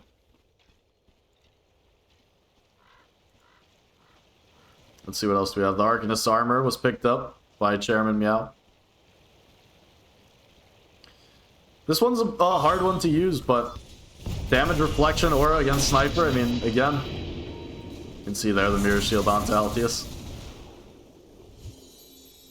Apex for Viper, as he has become universal. Looks like just you carry without one, as we did see N1. Grab the Stygian Desolator now. I've talked about this neutral item in the past. The Stygian Deso does feel like a pretty major bait to me in most positions of the game, but this one might be included. I mean, N1 is coming from that support role, but... Ooh, Glebnir gonna find the Hex on the puck as well. They're just gonna blow him straight up. That's 123 seconds. No buyback, actually, as was forced to use that one. It's gonna be up in 13 seconds. So the timing gonna work out pretty perfectly for him, and... Well, we can see Altius has a lot of damage, able to blow up the Witch Doctor, jump forward the crush. They're going to find Altius with the swap, get them back to the fountain. Life drain as well, but Altius, there's no damage! The blade mail, it's huge! The buybacks come through both courts, but look at the throne! There's no glyph, it's just going to go down! 62.5 minutes, whew. Blade mail Arcanist armor, that's one hell of a combo to take down a sniper. Don't need... Don't need any kills either when you can just take down the throne. All it takes is one sniper death. Doesn't matter, they have the buyback. The tier 4s just melt. And I was talking about Stygian Desolator being a bait. Well, Stygian Desolator not so much of a bait when you're looking to take down the tier 4s, looking to take down the Ancient. And that's probably the one time that it is a useful neutral item. It's how they approach the fight as well. Just the second they got the opportunity, have all the heroes focus on those buildings. So what a game number 1, and we'll be back again for game number 2. Teams hopefully gonna take a little break between the two, but we'll see what does happen. Until then, we're gonna throw it over to a little break because late game Dota means I need some time to digest what the hell just happened. Stick around, game number 2 up in a couple of minutes. Whenever you need my love, need my love. Whenever you need my love, need my love. I'll never let you down. All my life I will be there for you. I'll always be around when you need someone to carry you. If you're looking for someone to hold, I'll be there to pull you close. I'll never let you down. All my life I will be there for you.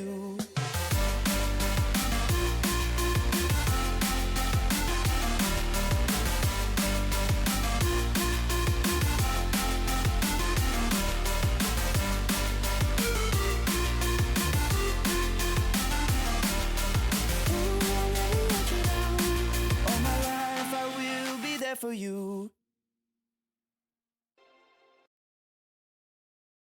I walk miles to get to you, babe.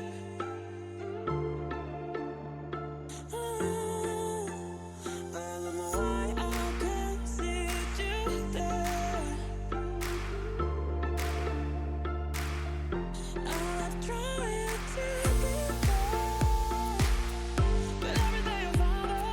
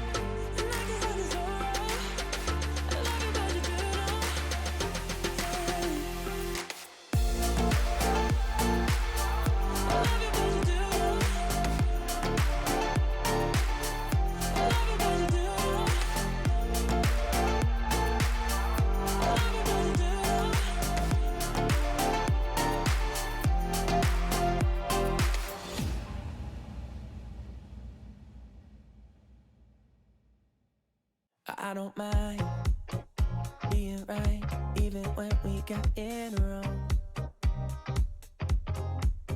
I kinda like making it up as we go. And ever since the second grade when you first caught my eye, I knew you were different in all the ways I like. And I won't hide that I'm right, even when we got it wrong. But why you keep playing? We're not the same, man. This other little light, the coming ground is shaking in your eye. If you could believe me, let's jump in the deep end. We'll jump in the deep end, yeah. I said, hey, we don't need to leave all the differences aside. You and I feel right. I said, maybe we don't need to leave all of the differences aside, 'cause that's what makes it right. I'm nothing like you, and you're nothing like me. We don't agree, and that's what makes it right. I'm nothing like you, and you're nothing like me. Opposite sides, and that's what makes it right. Oh, every time that you think it's gone too far, we come a long way, and I know that it's only just begun. 'Cause if you think that loving someone else could ease your mind, let me just remind you, dear, of all the hills we've climbed, and I don't mind being right, even when we get it wrong. No. And I said, hey, we don't need to leave all the differences aside. You and I feel right. I said, maybe we don't need to leave all of our differences aside, 'cause that's what makes it right. I'm nothing like you, and you're nothing like me. We don't agree, and that's what makes it right. I'm nothing like you, and you're nothing like me. Opposite sides, and that's what makes it right.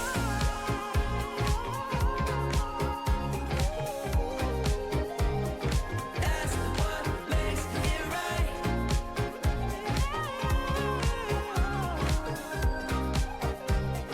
That's what makes it right.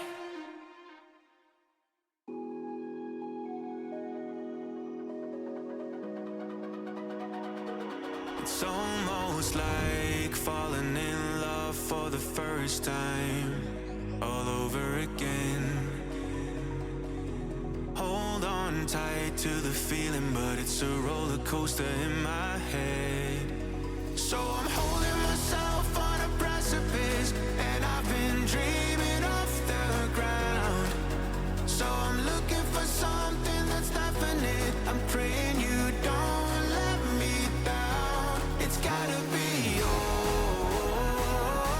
It's gotta be all or nothing. All or nothing. Oh, it's gotta be all or nothing. All or nothing.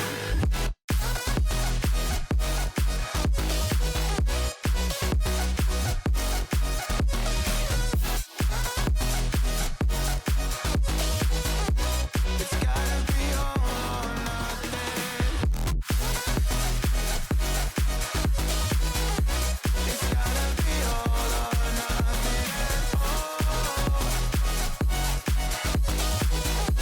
or nothing at all.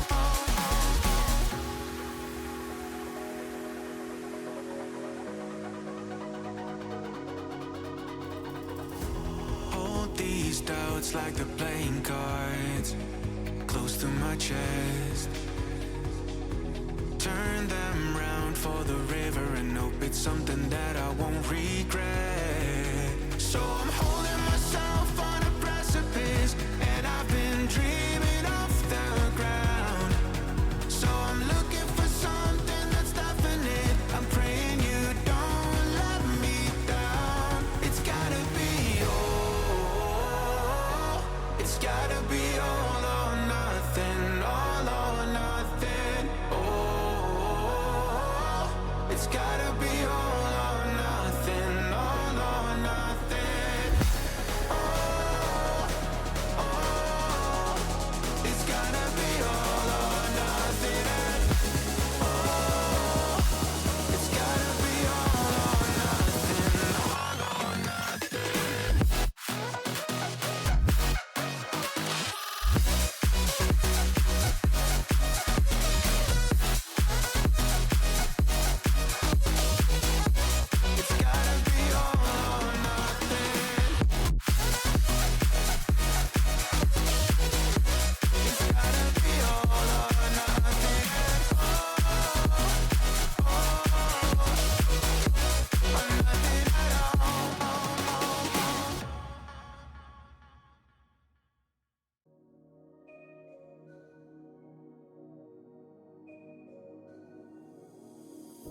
Should've known better than to trust in love. All right, we're back underway with another draft. Looks like we're just a minute or so later than anticipated, but 10 seconds. team's got a little break in. Got to stand up, get out of the chair. I'd say, you know, take a peek outside, but it's dark out already. Radiant team back. What a shame. Might not be for Indiana, actually. Dire team back. RIT is definitely with me in the dark at 6 p.m. Proud, though, and 10 seconds. what can you do? remaining. I can't wait for it to be light out at nighttime again. Like, it actually has me Dire team back. unhappy when it's dark out this early. Still, it's always the series where I'm a little bit tired going into it, right? Where we get the hour-long 10 game 1. seconds remaining. I always say I'm rooting for game 3, but this one might be taxing to root for Indiana because oh, game number 1, just a long sniper game. What a nightmare. Those are the games. I mean, we had one UBC last night, the UBC Seneca game, where they were coming on after and saying, yeah, that game was just atrocious to play. Like, it was a nightmare. Because it was the same deal. They're up 30,000 gold and just can't push the high ground. Can't, you know, do anything. You have to just wait it out and eventually pick your spots. Well, this is exactly the same way. This game number 1 for RIT versus Indiana. It looks like Indiana might not have set their team, which I wasn't paying attention to. Also, go ahead and flip these guys. Let's do this 5 one seconds first. remaining. Sorry, not on the editing screen, on the live screen, so you get to watch me mess up my entire layout briefly. No, all is well. But RIT gonna be taking the Radiant this time. Indiana have the Dire. Radiant team back. So Indiana going to be grabbing the Dragon Knight first. We've seen a lot of teams actually still banning and still prioritizing the Dragon Knight. So Indiana going to pick it up. I mean, it's despite there being the nerfs on the Mage Slayer, despite there being the nerfs to the Dragon form, we've seen Dragon Knight still be pretty strong in this new patch, 7.35C. And eventually I'll stop commenting on how it's a new patch, but I think, you know, just coming out the other day, or did it come out Wednesday night late, I think? So it's been just 4 days since we've had this update, and players and teams are still absolutely getting used to all the changes, getting used to, you know, the new state of affairs. And we saw last game a lot of the items that did get nerfed picked up in the Shiva's Guard and the Mage Slayer. Those are the two that come to mind. I'm sure there were more, and, you know, no halberds against Sniper, despite the buff to the Sange and the buff to a halberd. 10 seconds remaining. So I'm interested to see if things are potentially going to change up here, 5 seconds or remaining. if we're going to see more of the same, as Team pick.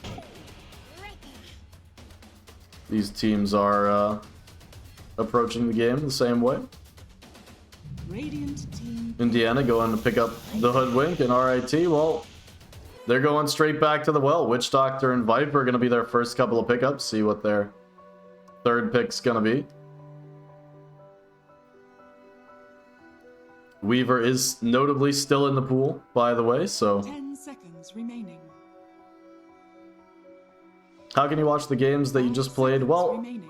they'll be up, the games will be up after the stream ends. I can't put them up one at a time, unfortunately.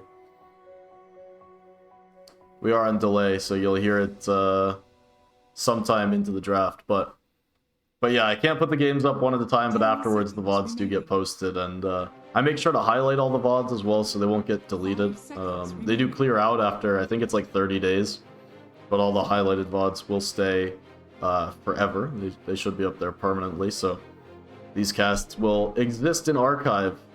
So all the good plays, all the bad plays, and all the Pepe laughs that we get to do. When Nero's just make a little bit of a, you know, slight teeny tiny mistake, I get to laugh, not playing Dota. Say that I definitely wouldn't do those things.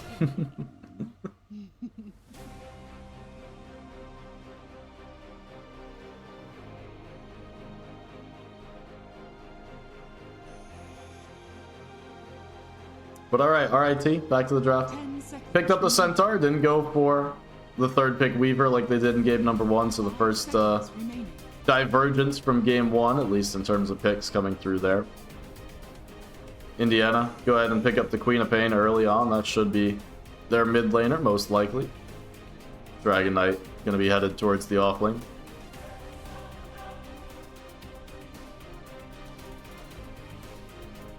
See what they want to go for now. Most likely going to be another support to come out, and can see something maybe a little bit more stable. Lane against the Centaur and do alright. This is like the most outside of my wheelhouse pick coming up now, because I think they take a 5 here. But giving the 5 priority, you can start to ask what hero do you really want to see? It's going to be the Undying, which I actually do really like this pick. RIT, gonna have to pick a hero. I mean, Viper can hit the Tombstone, but you want another Tomb hitter coming out of your safe laner at this point. Could have perhaps gone for the Snapfire in the position 4. I think that's one of the biggest counters that you can do in lane nowadays, and we have seen it a couple of times throughout the last couple of days, is the Snapfire against Undying, and it kind of forces Undying to not play with Tombstone in lane, which gives this hero's power. Undying, not really the Soul Rip bot that he once was, where you would just max Soul Rip, put a point into Decay, and play the lane that way. Now is a lot more focused on getting the Tombstones down and applying the lane pressure that way.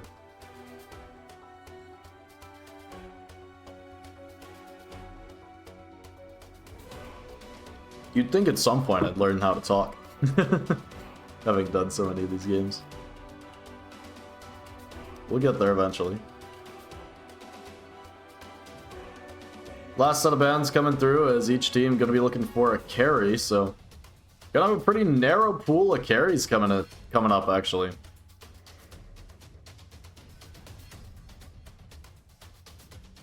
Be interesting to see what Indiana do ban out here.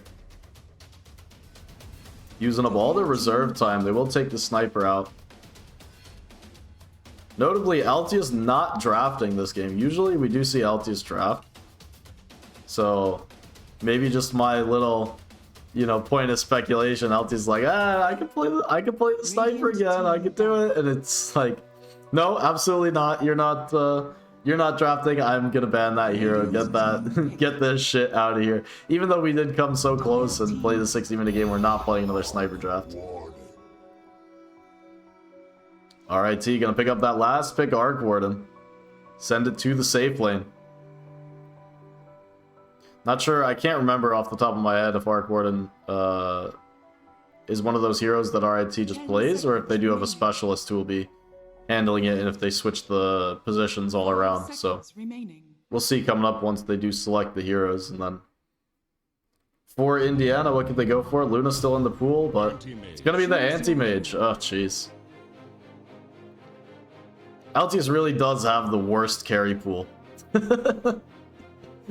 Like, actually, it has the worst carry pool. Too funny. Anti-Mage gonna be the last pick of the game for Indiana. Looks like it will be Argent on the safe lane Arc Warden. Everything else as expected. Another Viper mid, another Centaur in the off lane. So Viper against Queen of Pain, a matchup that Queen actually does pretty well in. Viper, a very slow hero, so you're able to get the daggers on reliably, and then you do farm pretty well on the Queen of Pain as well, so. RIT with a pretty interesting approach to how they're drafting, not really phased by the game number 1, despite it going long. We're pretty happy with how they came out of the draft, so going with another early Viper pickup. Just secure Abe's lane and basically say that, I can at least draw any lane on Viper, and then we'll get our impact picks, towards the end of the draft, and they definitely did that with the Arc Warden. So with the draft concluded, we can get right ahead into the game.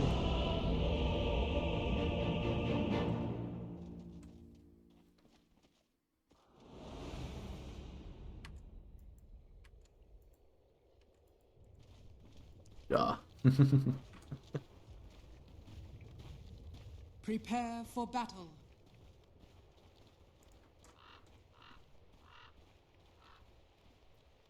Good luck's put forth by Indiana. Apologies that their flag isn't going to show up in the top side, but does look like they forgot to set the team before we did start the game. Unfortunate, but what can you do? Something I should have been paying attention for as well, but even though I wasn't playing, 60-minute games melt the caster's brains as well. I'm sure we've seen that one. If you watch any of the tournaments where games do go long, it gets late in the day, and it is kind of funny listening to the caster's brain melt over the course of a, 10-hour day where you cast, say, 3 series. But if your 3 series turn from, 4 hours into 7.5, 8, it's not too much you can do about it.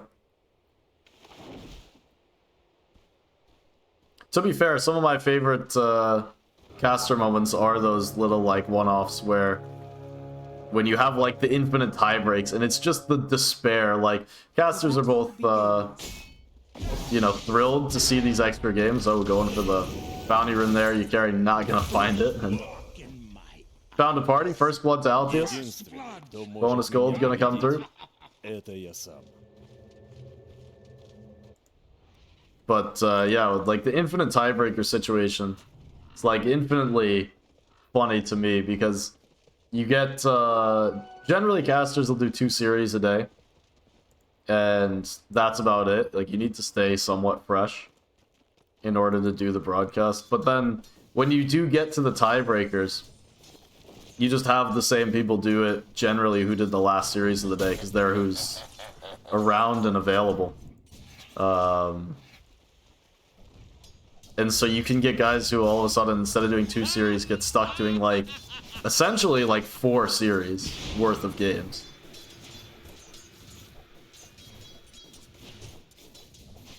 Which is definitely a rough one, I can say. Having done that many games in a day, it is quite hard.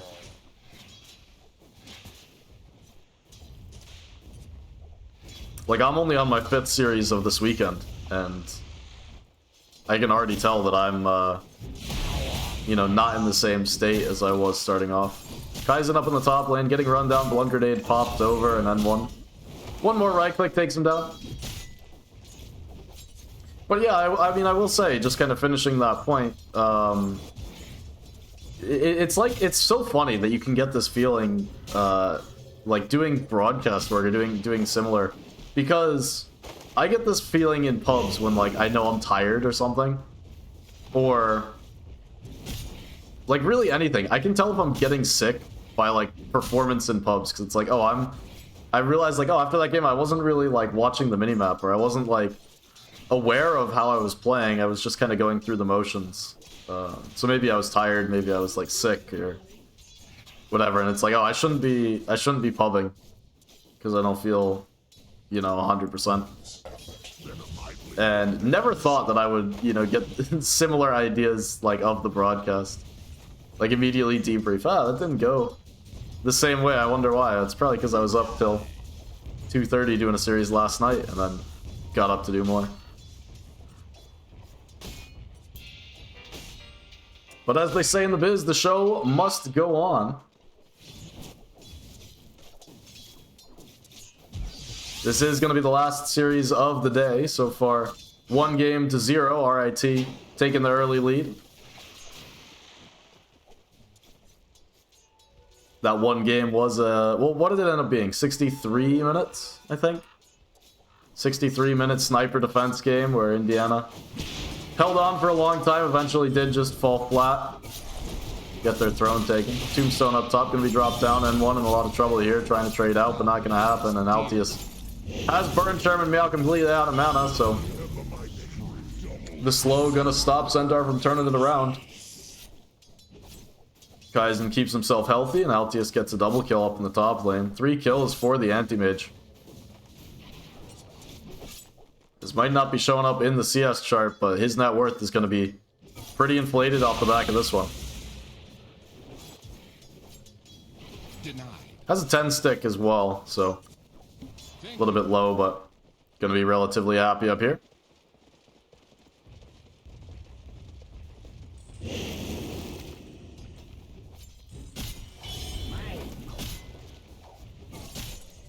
Just finding the farm underneath the tower, and Altius doing a good job of it. I say is does miss the 1 CS, but will be alright.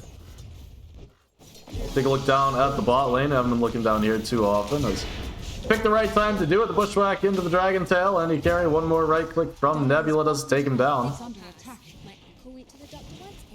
Unfortunate timing as RIT had stacked up this double wave to push under the tower, and despite getting the kill, Jlay starting to fall low. Nebula as well. I mean, Arjun just able to pump the clicks in. Did take the flux actually on the Arc Warden. It's kind of awkward in the side lanes to have the flux, but you can see it does still do some work on the Hoodwink there. 2 points in the Spark Wraith. Means the Jlay is starting to get beat down as well, and some nice denies coming through in this bot lane. Underneath the tower is RIT looking to get advantage in one lane, as up in the top side, struggling just a little bit. Your grace is noted. Единственный, кто может меня победить, это я сам. Anti-Mage, not used to seeing him put the pressure on a Centaur, but definitely how this early lane's going. Centaur, though, still able to find his farm, and snuck out a bunch of denies for himself as well. That's probably the most impactful takeaway in this lane, is that Centaur, even though it looks like he might be struggling a bit, does have 7 denies to his name.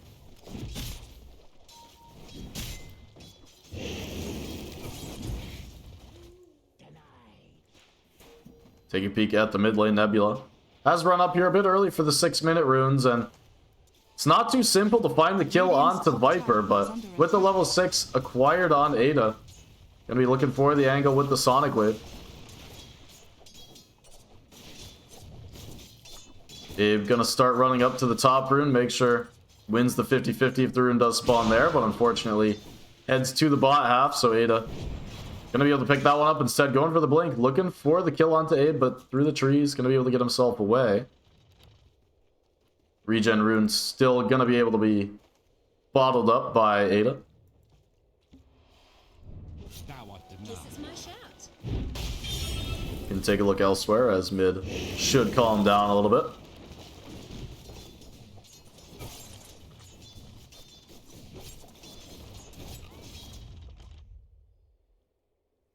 Pause gonna come through as Jlay looks like still struggling on the internet front.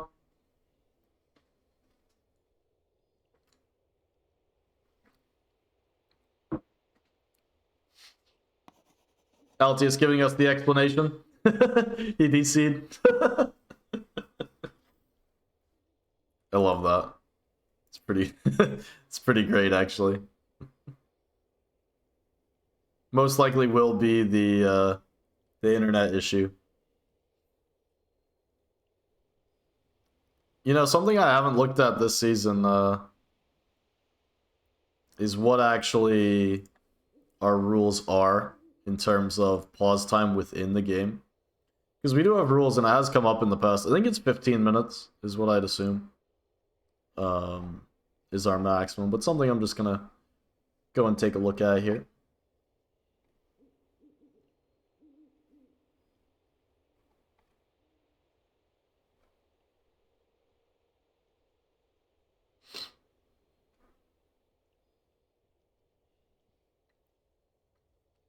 Yeah, 15 minutes of pause time in a match, by the way. So this is one of the things that have come up in the past, is we don't really like keep track of it. But technically you get 15 minutes of match pause time, so that's among, you know, the entire best of 3, you have 15 minutes of pause time. So there is that. Generally, it's not an issue that we have come up, but there have been, you know, times in the past where pausing gets used and abused. In this case, you know, happens, computers crash, what can you do?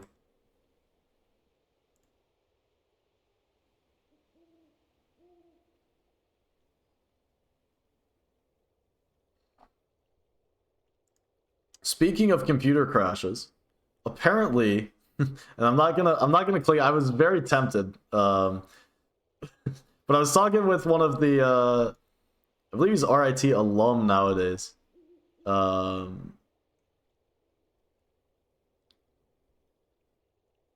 Yeah, or admin.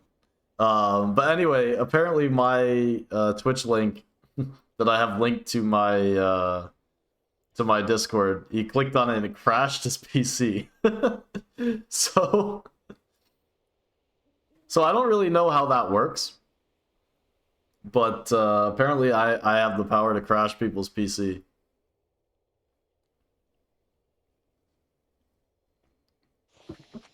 It's pretty hysterical.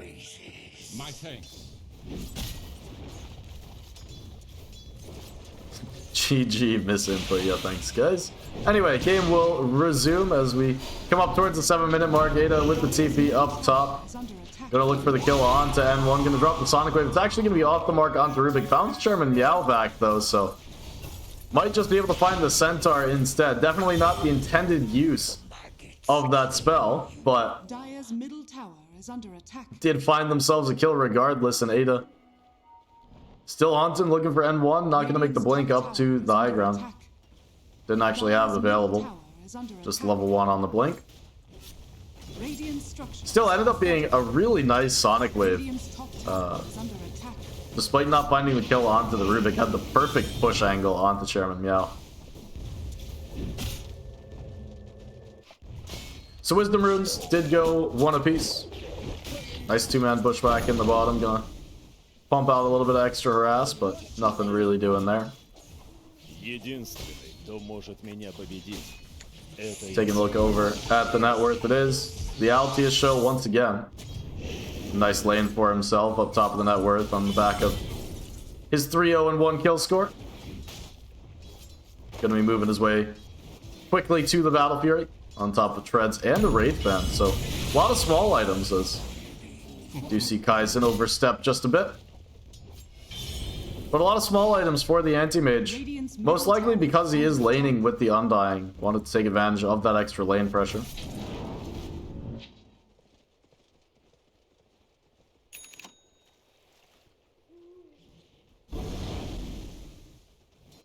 Shield rune was secured by the Hoodwink, it seems. Oh, and up top. Said he was having a good lane, but Altius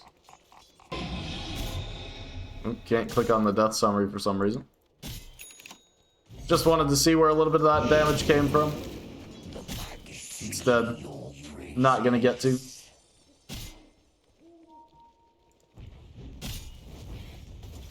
But lots of magic damage coming out between the Double Edge and the Fade Bolt, both of those being maxed by the RIT side.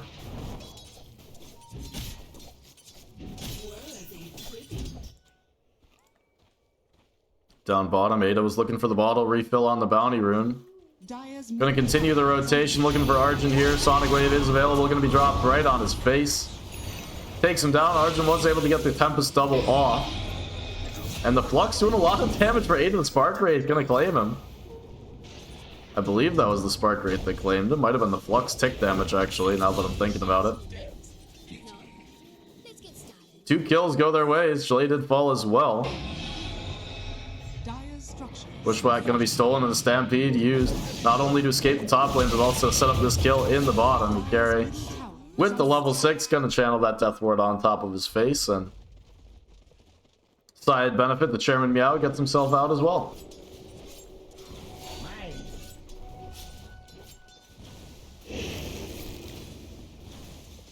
So Arc Warden not going to be complaining too much that he goes down there, as Chairman Meow got to be a little bit careful. Altius has the Mana Void, yeah. That'll be an easy one. Do I get to Pepe laugh at that? That kill? Argent down on the bottom did find another one onto the Dragon Knight. Taking a look over in the mid, Abe. Just gonna end up trading out. Abe and Ada both not the happiest games so far, but both doing what their teams need them to. Ada's done a good job getting involved when needed, even though he did end up going down after getting the kill onto Argent. Argent using these early Tempest doubles, not just to get the Midas off, but very nicely to set up kills. And this is pre-Maelstrom as well. So doing a very good job on the Arc Warden.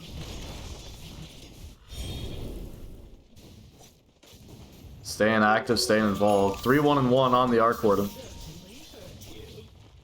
Early on in this game, number 2. Abe in the mid lane going to be surrounded. The run from the top lane, the run from the bottom lane. It's the Dragon Knight brought here, as well as the Tombstone. And with the Dragon form being used, the mid tier 1 is going to be the target of Indiana's push.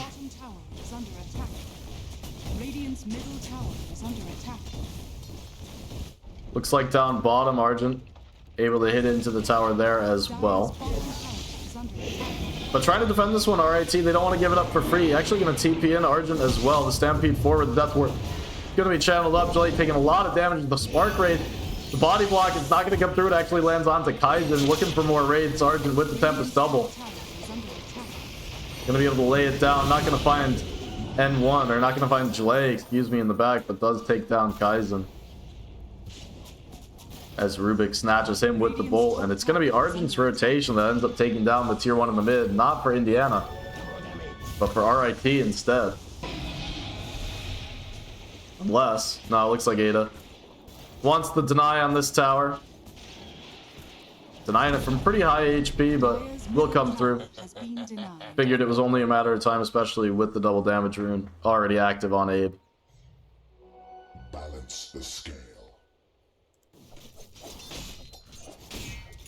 Taking a look back down bottom, Dragon Knight has fallen pretty far down the net worth chart. Even Rubik is on top of him at the moment. Now that's more of a testament to what Rubik's been doing in this game. 4-1 and 5 for N1. As he's right up around the net worth of his Viper as well. Ooh, the quick lift onto Ada, steals the blink and able to get himself a little bit away, but not quite far enough. Gonna be sniped down. The Maledict not gonna be enough to take down Ada.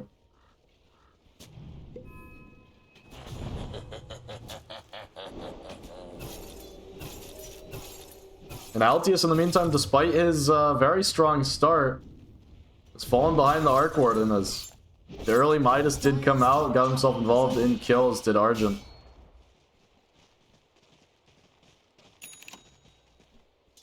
So finding the farm, now going to set up onto Jelay. Does see him, level 4 in the Flux, 4 points in the Spark Wraith as well. And with the TP in from N1, no clone going to be needed. Tempest double just would be extra. The Stampede going to be dumped over as well, as up top looks like a little bit of a fight breaking out there as well. The mid laner going to go down, but traded out on both sides. Actually, the mid laners did go down, so Ada falls. They'll find the kill over onto Altius as well, as Yukare does end up going down himself. Still, it ends up being a pretty nice trade for RIT there. You take down the Anti-Mage, you take down the Queen of Pain. Sure, you lose Viper, but Viper's been struggling in terms of the farm department, and your own carry's happy on the other side of the map. You can go ahead and just see. I mean, it's kills back-to-back lanes. Gonna have to hop back to the live game. Another kill coming through. Onto the Dragon Knight, onto Jelay. It's Argent able to use that clone, gets involved with N1. N1 up to 6, 2, and 5 now. Radiant's top tower is under attack.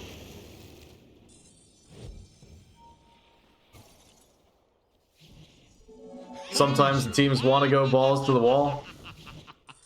No time to look at replays when you got live action happening. N1 is tremendously rich, by the way. Managing to outfarm his Viper. Radiant are scanning. I do think that is, you know, credit to him over, you know, how Viper's being sad as well. Viper just about 800 gold behind the Queen of Pain, and it's not that insurmountable. Now, Hoodwink as well, having a similar type of game, 5, 2, and 3. These position 4s, both sides of the river, are having pretty fun time so far in this early game. And neither of them going for Maelstrom, which I do appreciate. So he's going to be haunted looking for Yukari. Yukari Shard Knight quite online, but the Stampede trying to get himself away. Instead, Ada will end up taking him down. Death Ward channel going to be canceled, and Arjun taking a lot of damage. The Sonic Wave is going to be dropped onto 2. Arjun falling very low here. Maybe just going to need to look for the deny. Not going to come through. Instead, Ada with the blink forward finds 3 kills. And should be able to clean off a 4th as well. Ultra kill for Ada. Give him the rampage now as N1. So many Tombstone zombies on top of him. He's going to have all 5. That's a rampage. I think that's the second one we've seen so far in this NACE season, at least live on screen. 16-minute rampage for the Queen of Pain as Anti-Mage continuing to just farm in the bot half. Set up off the back of a beautiful Sonic Wave. That's all he really needed.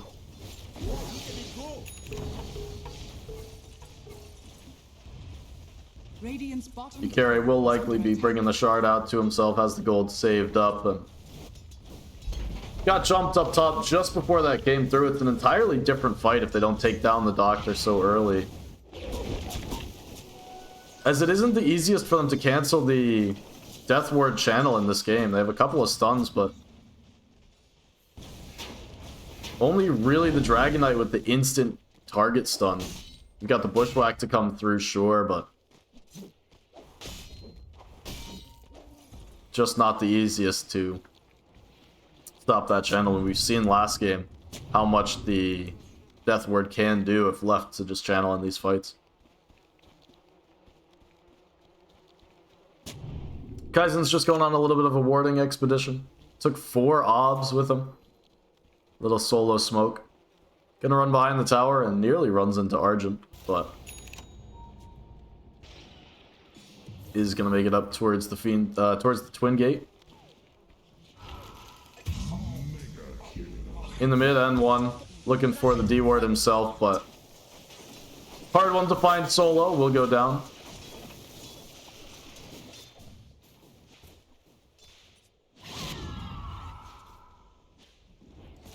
Ada all of a sudden 6-2 and 7, and very nice amount of net worth to her name on the Queen of Pain.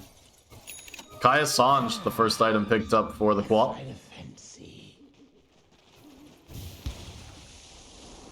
Has a haste rune bottled up as well.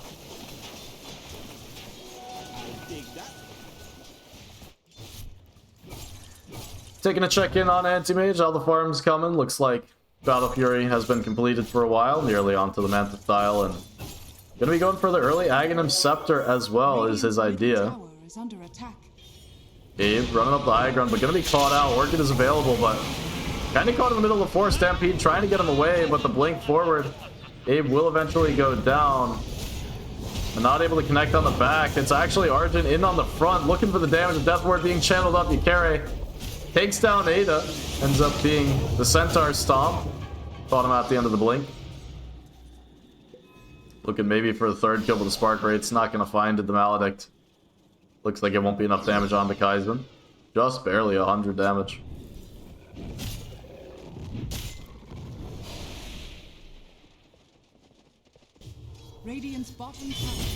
Chairman Meow was in pretty great position to grab the Queen of Pain as soon as she blinked away from that fight. Otherwise, would have been able to escape on pretty low HP. Does have the blink dagger to work with now on the Centaur, so makes his game quite a bit easier. Chairman Meow.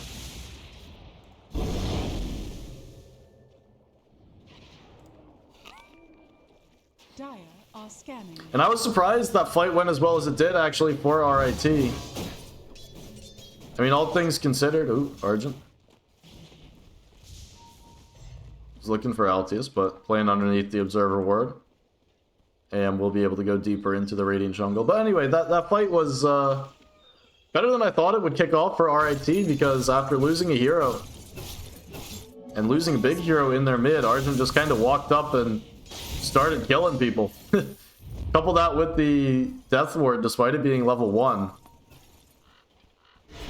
Might have spoken into existence. They have more than enough damage if they're able to get that channel up.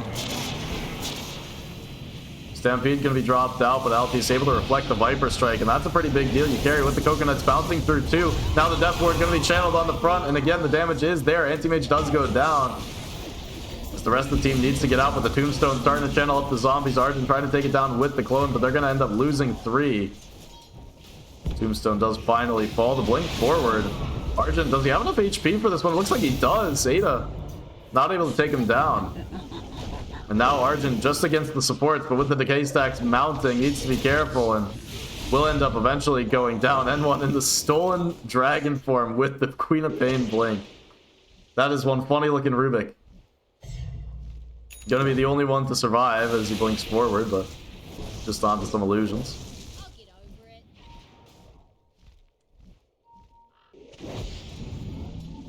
And more blinks for the dragon. Looking for Kaizen, and Kaizen will be going down.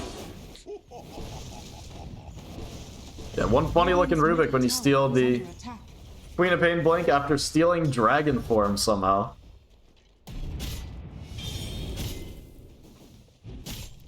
It's a couple of fights now where essentially everyone has died. I mean, that was a fight where Rubik lives, Undying lives, and Hoodwink lives.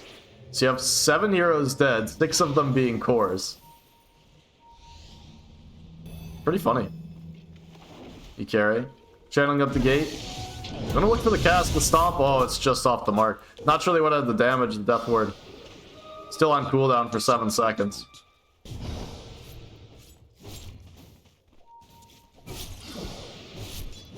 Is Altius has the Manta style completed now?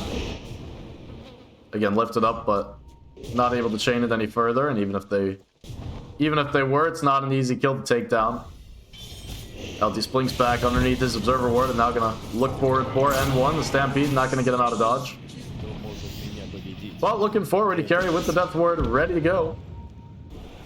Looking for the angle in, finds onto Ada. Maledict gonna be popped down, but the blink is ready.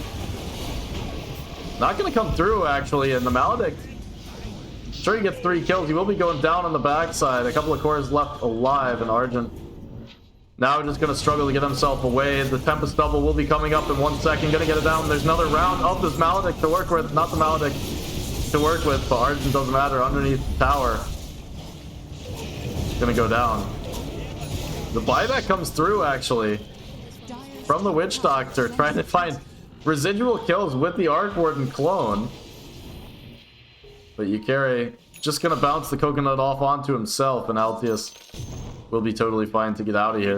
Radiant's bottom tower is under attack. Yeah, did I mention I'm a little bit tired? Somehow managed to confuse Glepnir with Maledict. For a second, it looked like Arc Warden might be fine underneath the tower with the Tempest double. If he could have bought himself time for the main hero's Glepnir by using the clone's Glepnir to kind of buy a little bit of space, there's a lot of damage potential there, but Indiana were wise to it and just made sure to take down the main hero before those abilities came off.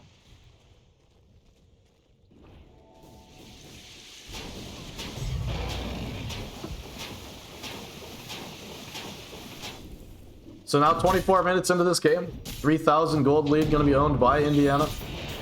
Glepnir going to come through this time, going to catch out onto Altius. The second one, after the Manta style, going to continue to hold him in place, but he does find the blink. The Stampede not getting them far enough forward. Tombstone going to be dropped, and that's going to stop RIT in their tracks. Now turning around and getting the hell out as the Tempest double might pay the price. Blink for it from Chairman Meow. Keep it alive for the time being. Second round of the Glepnir. Gonna be sent forward, main hero as well. Gonna be looking for it. Nebula caught out by the flux, starting to fall low. Yukari looking for the angle in, not gonna be caught out.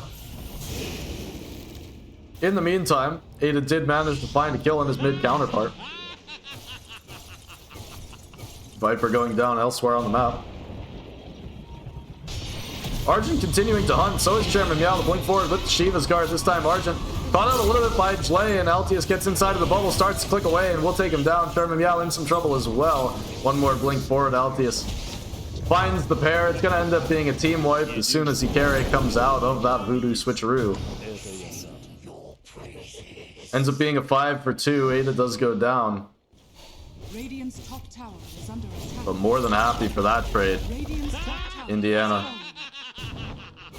acquiring more and more net worth onto their anti-mage. LTS nearly done with that Aghanim Scepter as well. Just about 200 gold away from it. Bouncing these illusions onto the backlines, onto the Rubik, and the Witch Doctor in particular. It's going to be brutal for these RIT supports to deal with these AM illusions in their face.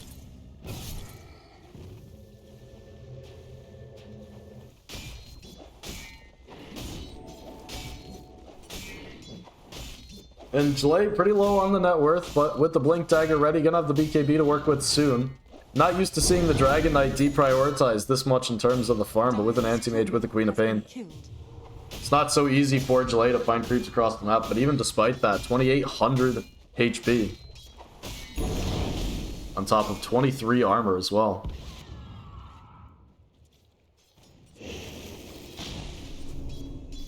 Right now, Indiana doing a good job setting the pace of this game despite having an anti-mage. Feels like they are the ones pushing the tempo.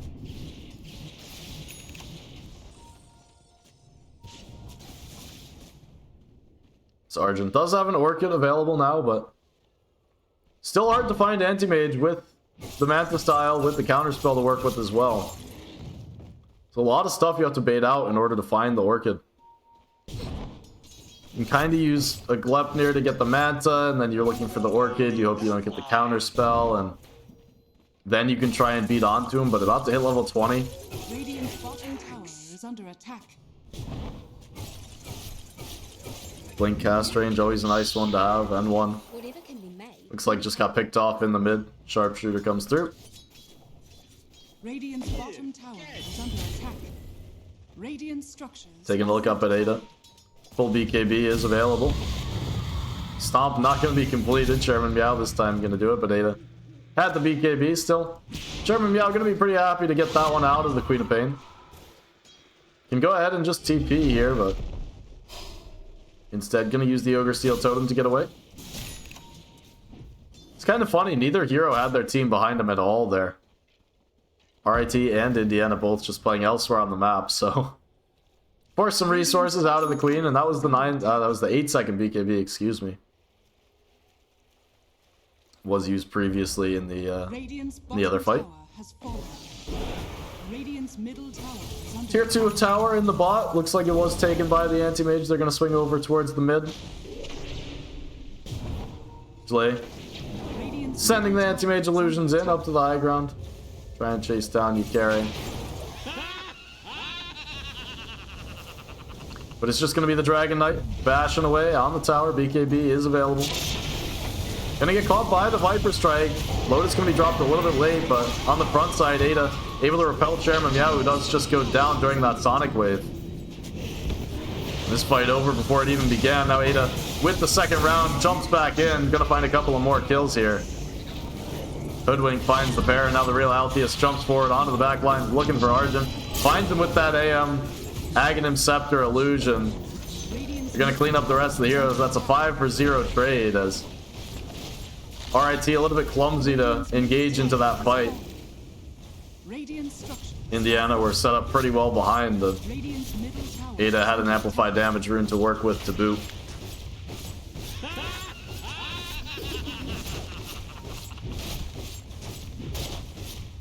So up to a 14,000 net worth lead, 40 to 25 here as we come up to 30 minutes into the game. But right now, RIT, every hero dead, and the barracks starting to get hit into. Looks like Range Rack's going to be the target, as Altius wants to take down something at least. The Glyph going to be forced. Range Racks will survive, and Indiana will full retreat. Ada need to make sure to back off with the team, but looks like RIT not looking to chase too hard.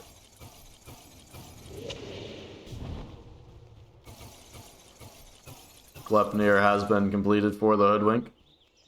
Going back for more damage, and Nebula out farming his own Dragon Knight.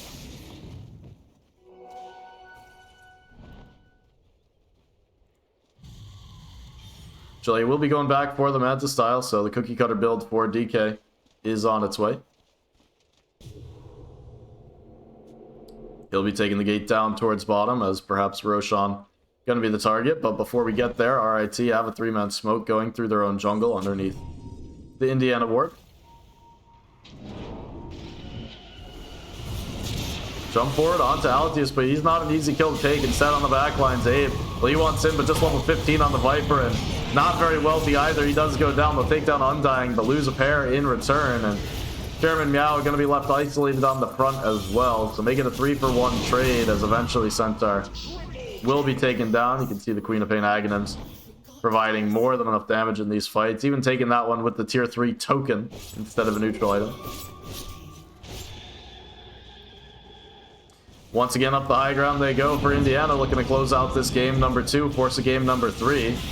Ada jumps forward onto the backside. This time Arcborn going to be caught on a nice 2-man bushwhack. Catches Chairman Meow despite the buyback. Buyback going to come through for Abe as well, but yeah, they're going to force all of them at Ada. See if he can't get out of this one. Blink going to get him away. Nebula channeling up the ultimate for himself, and not going to be needed as Ada able to blink away. Blink back to the high ground. In the meantime, Altius just been hitting away onto the barracks. So while the heroes are dying, Altius takes down the mid-racks. Go ahead and blink himself away. 23,000 gold lead. 45 to 27.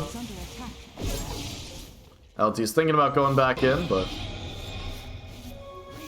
cooler heads will prevail, or will they, as he does walk up into the high ground. Arc Warden has respawned now.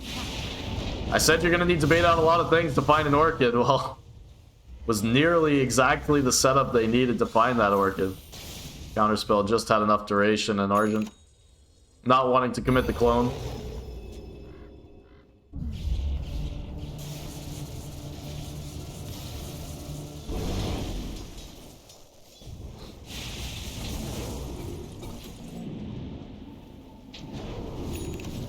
LT is still hanging around the main hero. It is kind of funny. The anti-mage Aghanims really makes the camera unhappy. It likes to follow the illusion. Treats illusions like real heroes is one thing that I have learned. LT is going to be clipped by the Maledict, though. Not going to do anything too ambitious. Up in the top lane, Chairman Meow did make the TP up to the tier 2 tower. Bushwhack going to be off the mark, and so is the sharpshooter.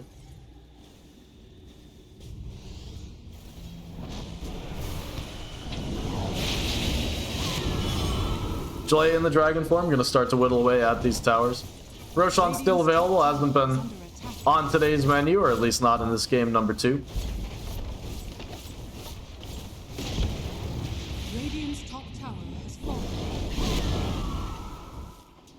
Lift up and you can see the breathe fire range on Rubik is a little bit ridiculous. Indiana, gonna respect RIT for now. Go ahead and back off together. Headed up to the top side. Roshan, of course, down bottom, but maybe looking to go through the gate. Perhaps forgotten which side Roshan would be on there.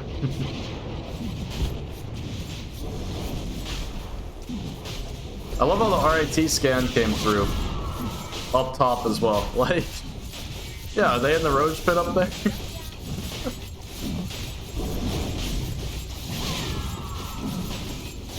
Will eventually go down. I'd love to see this go onto Queen of Pain instead of onto Anti-Mage, but not gonna happen. Instead, Chairman Meow. Oh, the TP cancelled off. That's 70 seconds on the deck. No buyback for the Centaur. So Indiana just gonna run it straight down in the bot lane already, and they'll look for this tier 3 tower.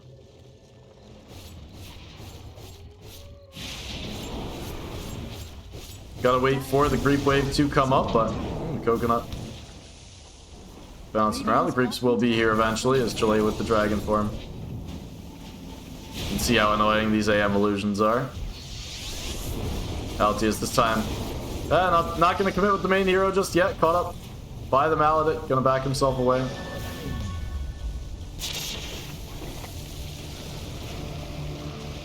Still feels like just a matter of time before this tower is chipped down. LTS gonna head the main hero up to the top lane instead, as a little bit of split push action gonna come through.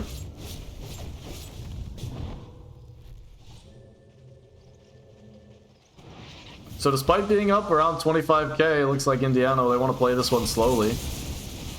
Might be in for a little bit of a siege, as the high ground could take a while. Not the easiest to push into an Arc Warden with the bubbles.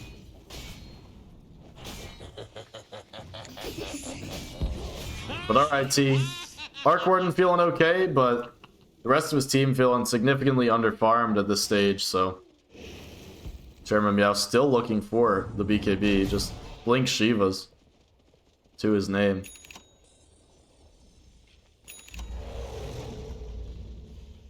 Really has been a little bit of a struggle this game for RIT. You can see lots of lines drawn on the map, and a little bit frustrating to be pinned inside of your base like this, but turnaround is fair play. This kind of high ground siege just kind of mirroring game number 1. So it was Indiana pinned inside of their base for some 15 to 20 minutes. Hopefully we don't see 15 to 20 minutes of high ground siege this game. That would be atrociously bad. AM up in the top side, split pushing once again. The Glyph gonna be forced out. Has Aegis to work with. Viper Strike gonna be once again reflected back onto the Viper. In the bot half, Chile starting to go to work with the Dragon Knight and his illusions.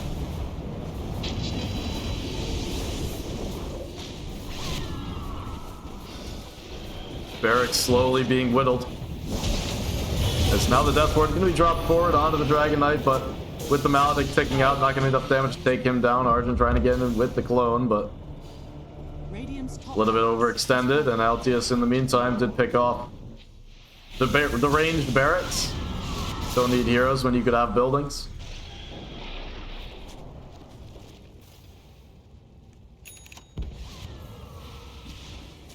It looks like once again we will settle down. Age is still on hand for a minute and a half.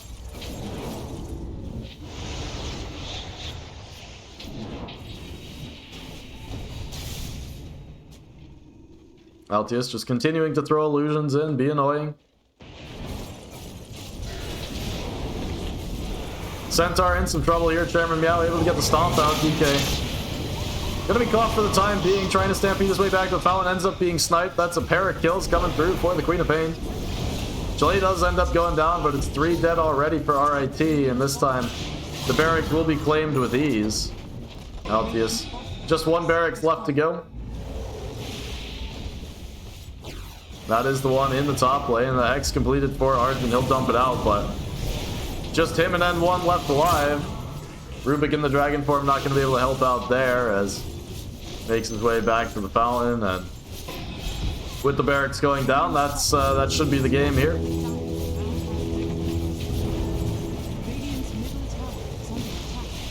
GG's gonna be called, and we will go to a game number 3. The long series gets longer. We'll see you soon for game 3. This was a 4:30 series, by the way. We are 2.5 hours in. Oh my goodness. That's just how the cookie crumbles sometimes. It really is. Oh man, goodness.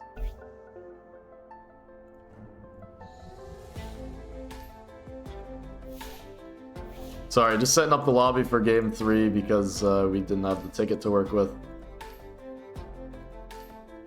So gotta make sure that gets off without a hitch.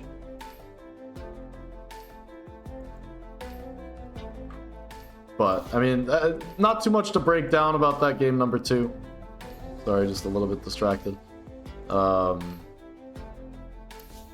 yeah, not too much to break down about that game number 2. I mean, it's an anti-mage draft. Indiana, they get a little bit ahead. They find that advantage. And despite Argent getting off to a great start with the Arc Warden, just not able to have that impact through the mid-game. Eventually can't carry his team, as, I mean, Centaur and Viper just didn't have that much impact on this game. They just fell behind and fell off entirely. I think That was one of the things that RIT weren't really able to do in this game, was once they did lose their advantage, they kind of lived and died by winning fights and weren't able to find creeps on the course besides for the Arc Warden. And that did end up being their downfall as Anti-Mage. Well, he had enough creeps for one game. But that is all I have to say, so I'm going to throw it to a quick break. We'll be back for game number 3 to close out this series. Indiana versus RIT. Indiana still looking for their first win of the season. RIT already at 1-1, but want to maintain that winning record. So going to be an important game 3 for the both of them. And we'll be back in just a few minutes to bring you that draft.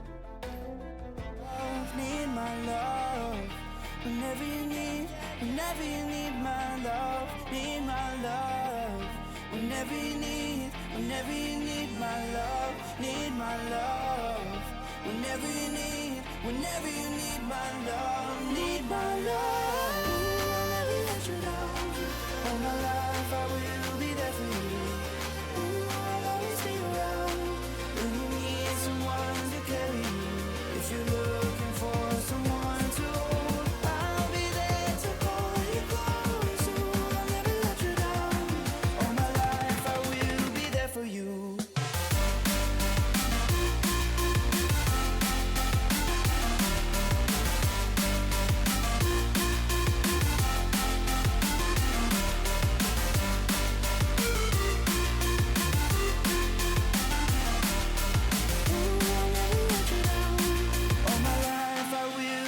For you, I walk miles to get to you, babe.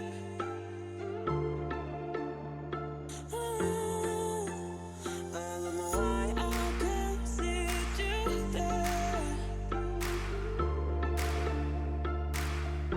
I've tried to get there, but every day I fall off.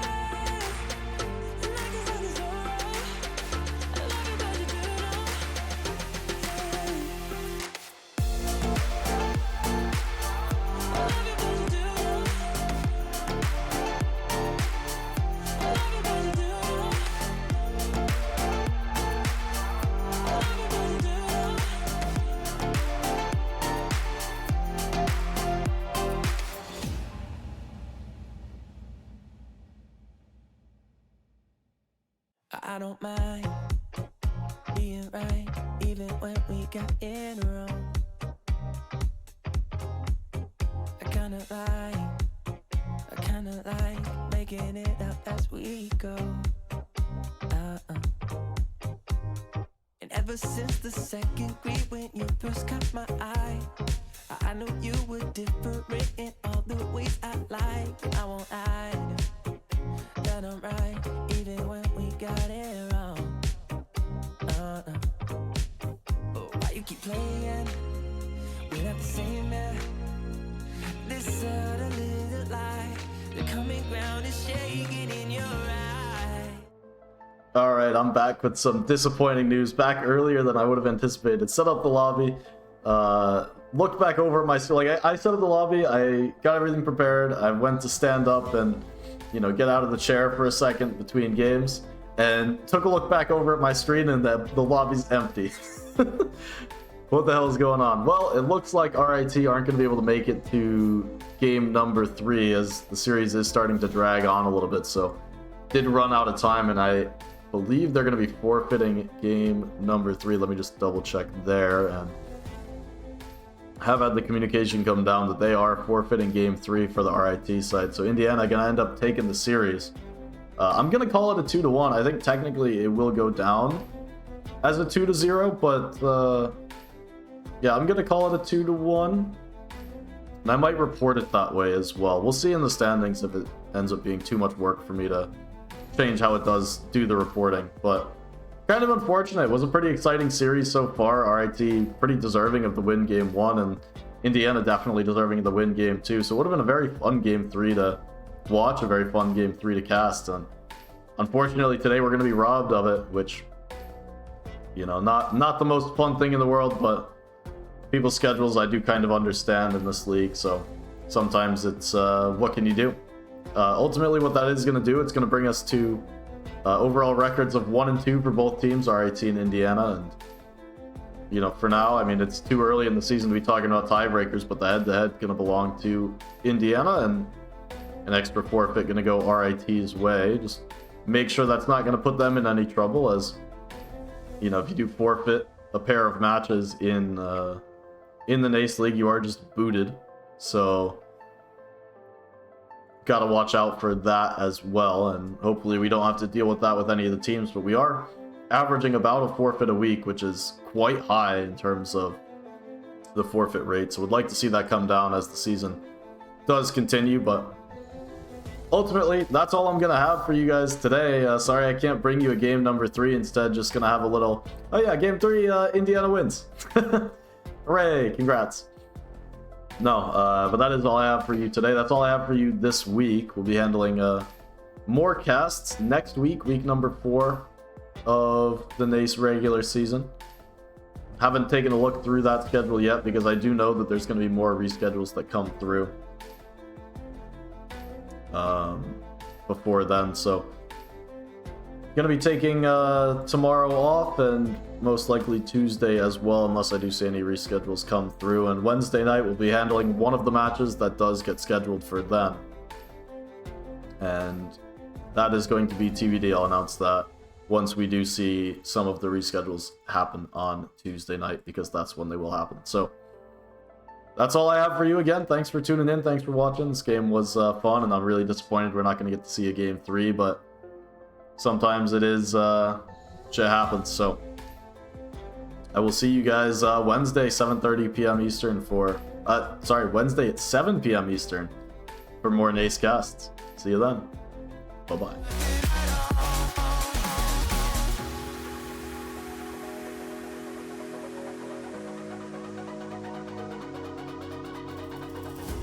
Hold these doubts like the playing cards close to my chest.